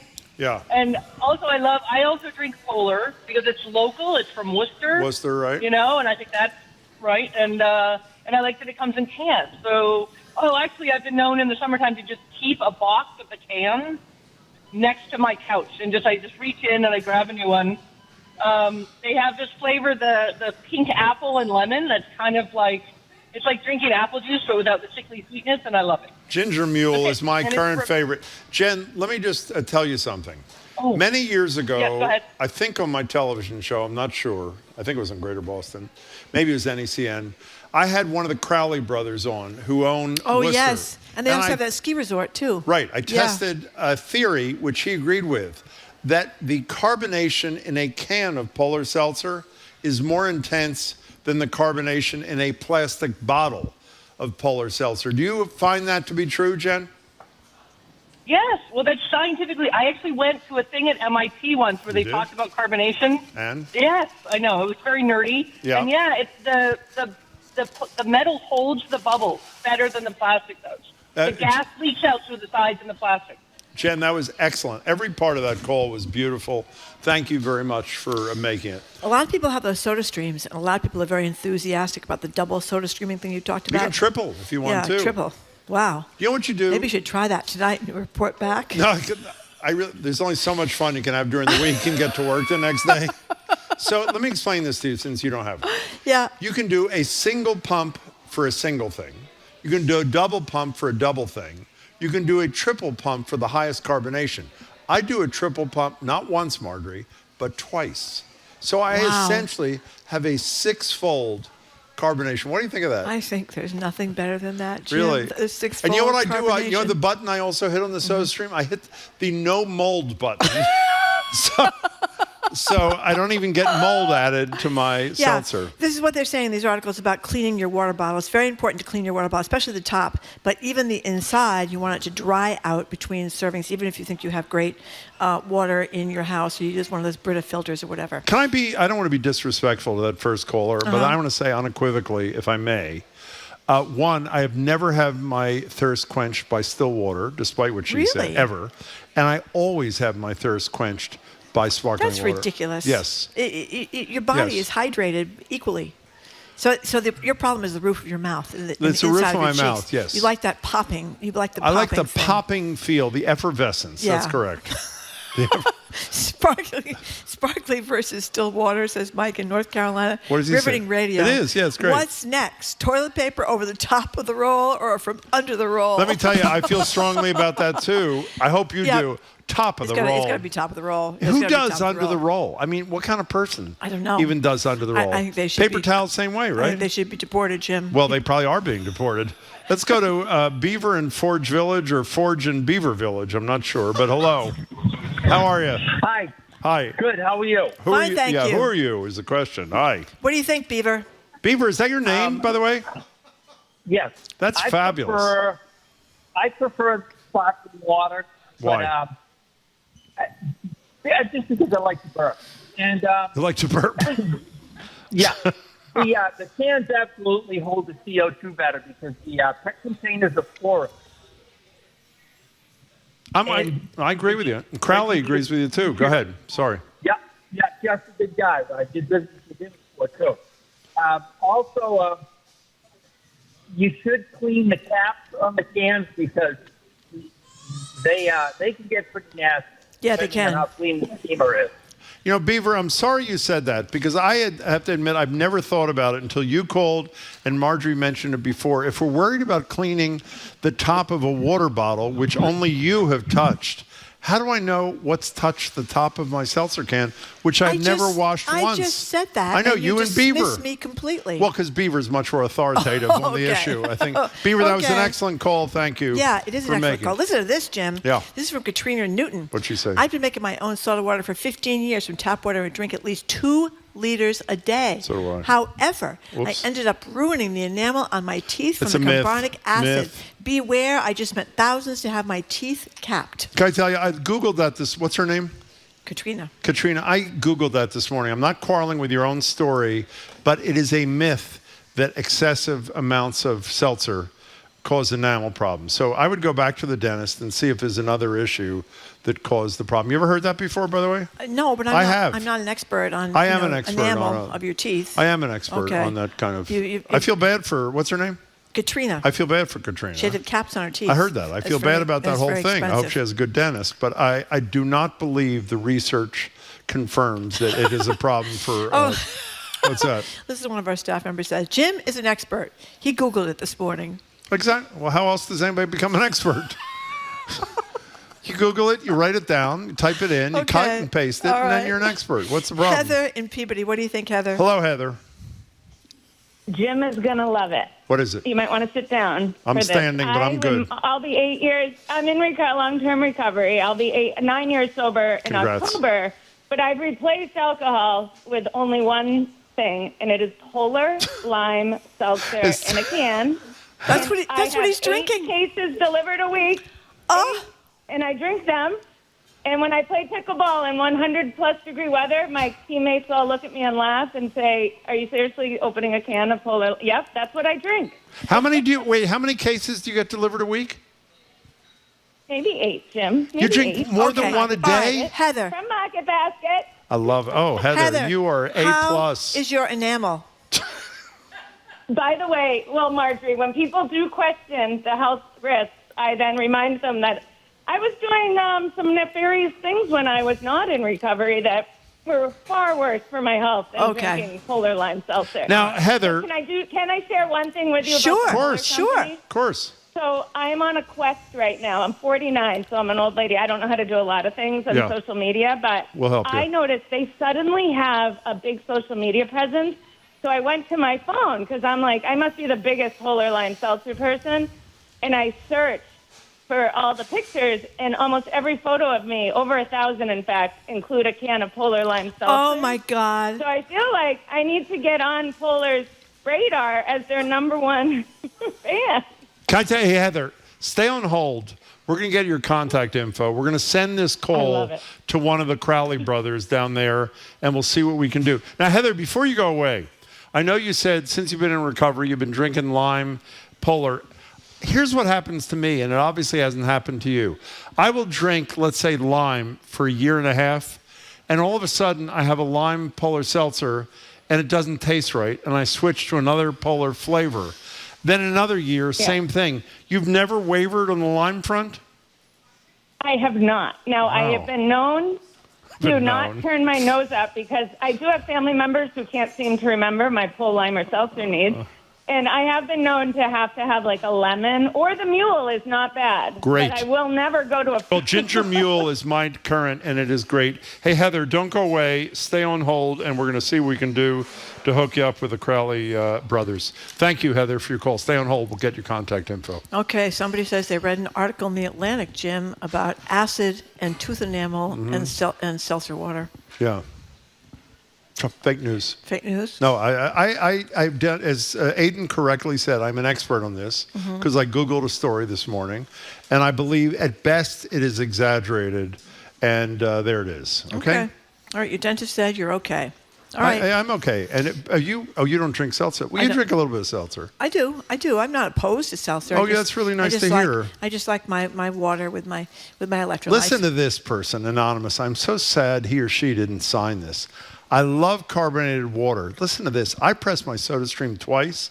This person says, I'll press my SodaStream 5 times. I wanted to burn my lips a little. Oh, my God. With 3 exclamation marks. Is that beautiful? Well, there is something about carbonation that's very appealing. Describe what it's appealing to you. What is it appealing to you? It feels like it's cleaning it feels like the little bubbles are cleaning the inside of your mouth. They're cleaning the roof of your mouth. They're cleaning the bottom of your mouth. You know, they're sort of a little gremlin thing going on there. They're little carbonation. It's like a million little gremlins, That's carbonated right. gremlins, crawling their way into your palate. Exactly. Cleaning up everything. And with water, it is kind of a flat experience. Flat. So, but then, and the electrolytes don't feel like they're cleaning your mouth. No. James in Falmouth, thank you for calling. Hello, James. Which side are you on here? So I have tried an enormous amount of flat and sparkling water. Yeah. Sparkling water, despite the adverse effects that they can have on your teeth, it is superior. Thank you. And, from best to worst, Topo Chico, definitely the superior, followed by Bubbly, LaCroix, and Polar. Don't go away. Did you know, did Topo Chico do anything that should upset us, or is my memory wrong? That's news to me. I haven't seen it, and I will be severely bummed out to find out because they have flavored waters that are just a chef's kiss. Absolutely brilliant. I'll also note, though, the sleeper hit that nobody has talked about yet, Stop and Shop sparkling water is surprisingly good. It is? Since you've give it a shot. Since you've tested both, you can relate to James, one of the worst nightmares people can have. How about when you go spend $2 because you don't have any with you for a small plastic bottle of sparkling water? You say it is a lot of money, but I really need it, and you open it, and by mistake, they gave you the still version of the same thing. Is that torture, or is that torture? It's an absolute nightmare, but it doesn't compare, though, to... I always prefer the can over the bottle when you open up a bottle and it just inevitably explodes. It's like it was built to explode in your face. Oh, my God. James, you really are fabulous. Thank you so much for your call. By the way, I think I read AI wrong at the beginning of the morning. Here's what it says. Sparkling water, despite its refreshing fizz, I thought it said cannot, negatively impact tooth enamel due to its acidity. So I may have been wrong about my position on tooth enamel. We have about 20 people that texted us and said they read about it elsewhere, including in The Atlantic. Okay, I may have missed this. There is an mistake. issue apparently with Topo Chico. What about them? According to our staff, PFAS. Really? Yeah, highest levels of forever chemicals of all the water brands tested, according to Green Matters. Well, except when I was at that restaurant, And they said, do you want Topo Chico? And I said, yes. They said, do you want it with PFAS or without forever chemicals? And I said, thank you. That's Topo Chico, not Topo Chico. Anonymous texter says, I never thought I'd share something with Jim the Red Communist Browdy, but I love seltzer and drink about 2 liters a day. That's beautiful. So you could perhaps bond over that, anonymous texter. You could call back and leave your name and number, and you and Jim could have a seltzer powwow. I'm bonding with Heather. Did you see Heather said she gets 8 cases a week? Can I tell you how many that is? That's 96 cans of seltzer. So that is 14 cans a day. Yeah, that's a lot. That's even more than me. That is really something to be proud of. I hope she's got a big family she shares it with. You'd be floating away with all that. Hope she's close to the bathroom is what I think is critical. You can drink too much water. You can? Yes, you can. It says, don't marathon runners sometimes get that, what's that thing called? When you drink too much water? There's a name for it. You get sick. Not dry drowning. There's like a hypo something kind of thing. Whatever the hell it is. You can get sick. Whatever. William from West Boylston. You can die, I think, if you're drinking too much water, actually. That's horrible. Yeah, it is horrible. William, hello. No question. It's terrible if it kills you. That's bad. William, where are you on this? Well, I don't think it...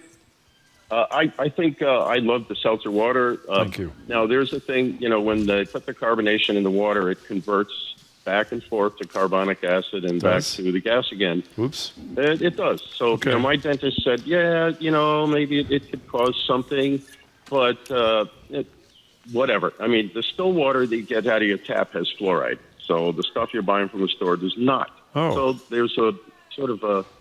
Right. I mean, you're not getting fluoride in with stuff from Polar. I drink a lot of seltzer. So there we go. I love it. Are you a chemist, you said? Yes. Wow. That's really authoritative. Well, William. Well, I mean, you take the CO2 and then you add water, and it's H2CO3. I mean, then it goes back and forth within the can. Now, the cans also are lined with plastic. If you ever burn one, you can see the plastic in there, so it's not just metal. Sorry you told me that. You're getting you're getting microplastics, Jim. William, I have so many already. What's the difference? So, William, thank you. Aiden says hyponatremia is what happens when you drink too much water. Your blood gets diluted, can cause brain swelling. Yeah, it can cause nausea and fatigue, and in most severe cases, brain swelling, seizures, or death. More likely to happen if you have certain medical conditions such as heart, liver, or kidney problems. You hear about that every once in a while, that someone, like a fraternity pledge thing or marathon something, will drink too much water, and it's not.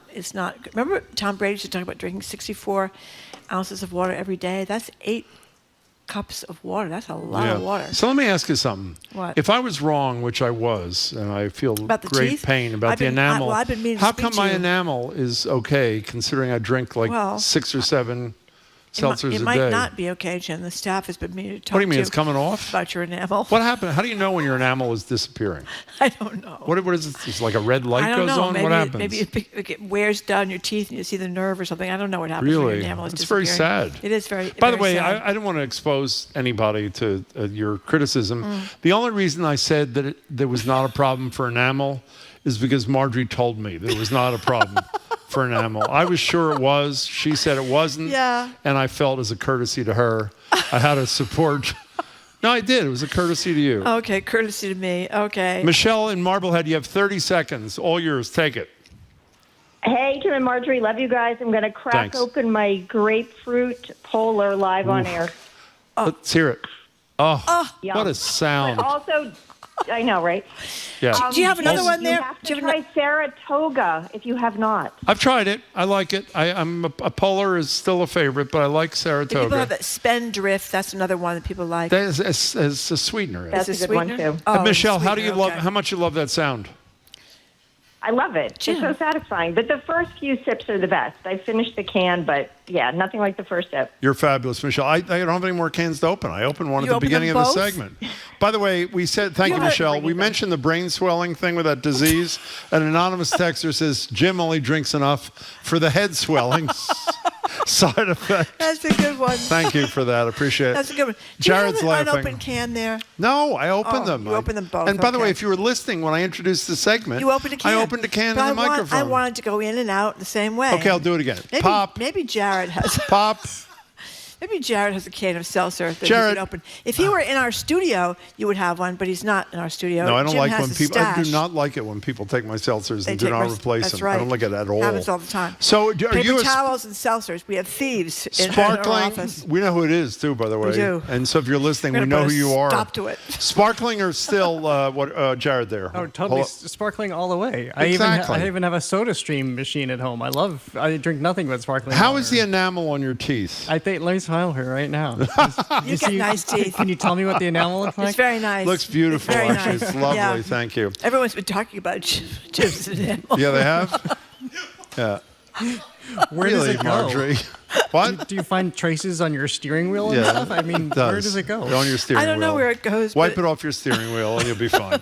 Okay, so what are you doing on the show thing? Well, it's funny that you're talking about It Seltzer is? because we're going to be speaking with Vanessa Bumpus of the Museum of Worcester about their new gallery, which talks about Worcester innovations, including Polar Seltzer. Seltzer. Yes, it's That a is big company up there. unbelievable. Yeah, I know. Worcester's hot.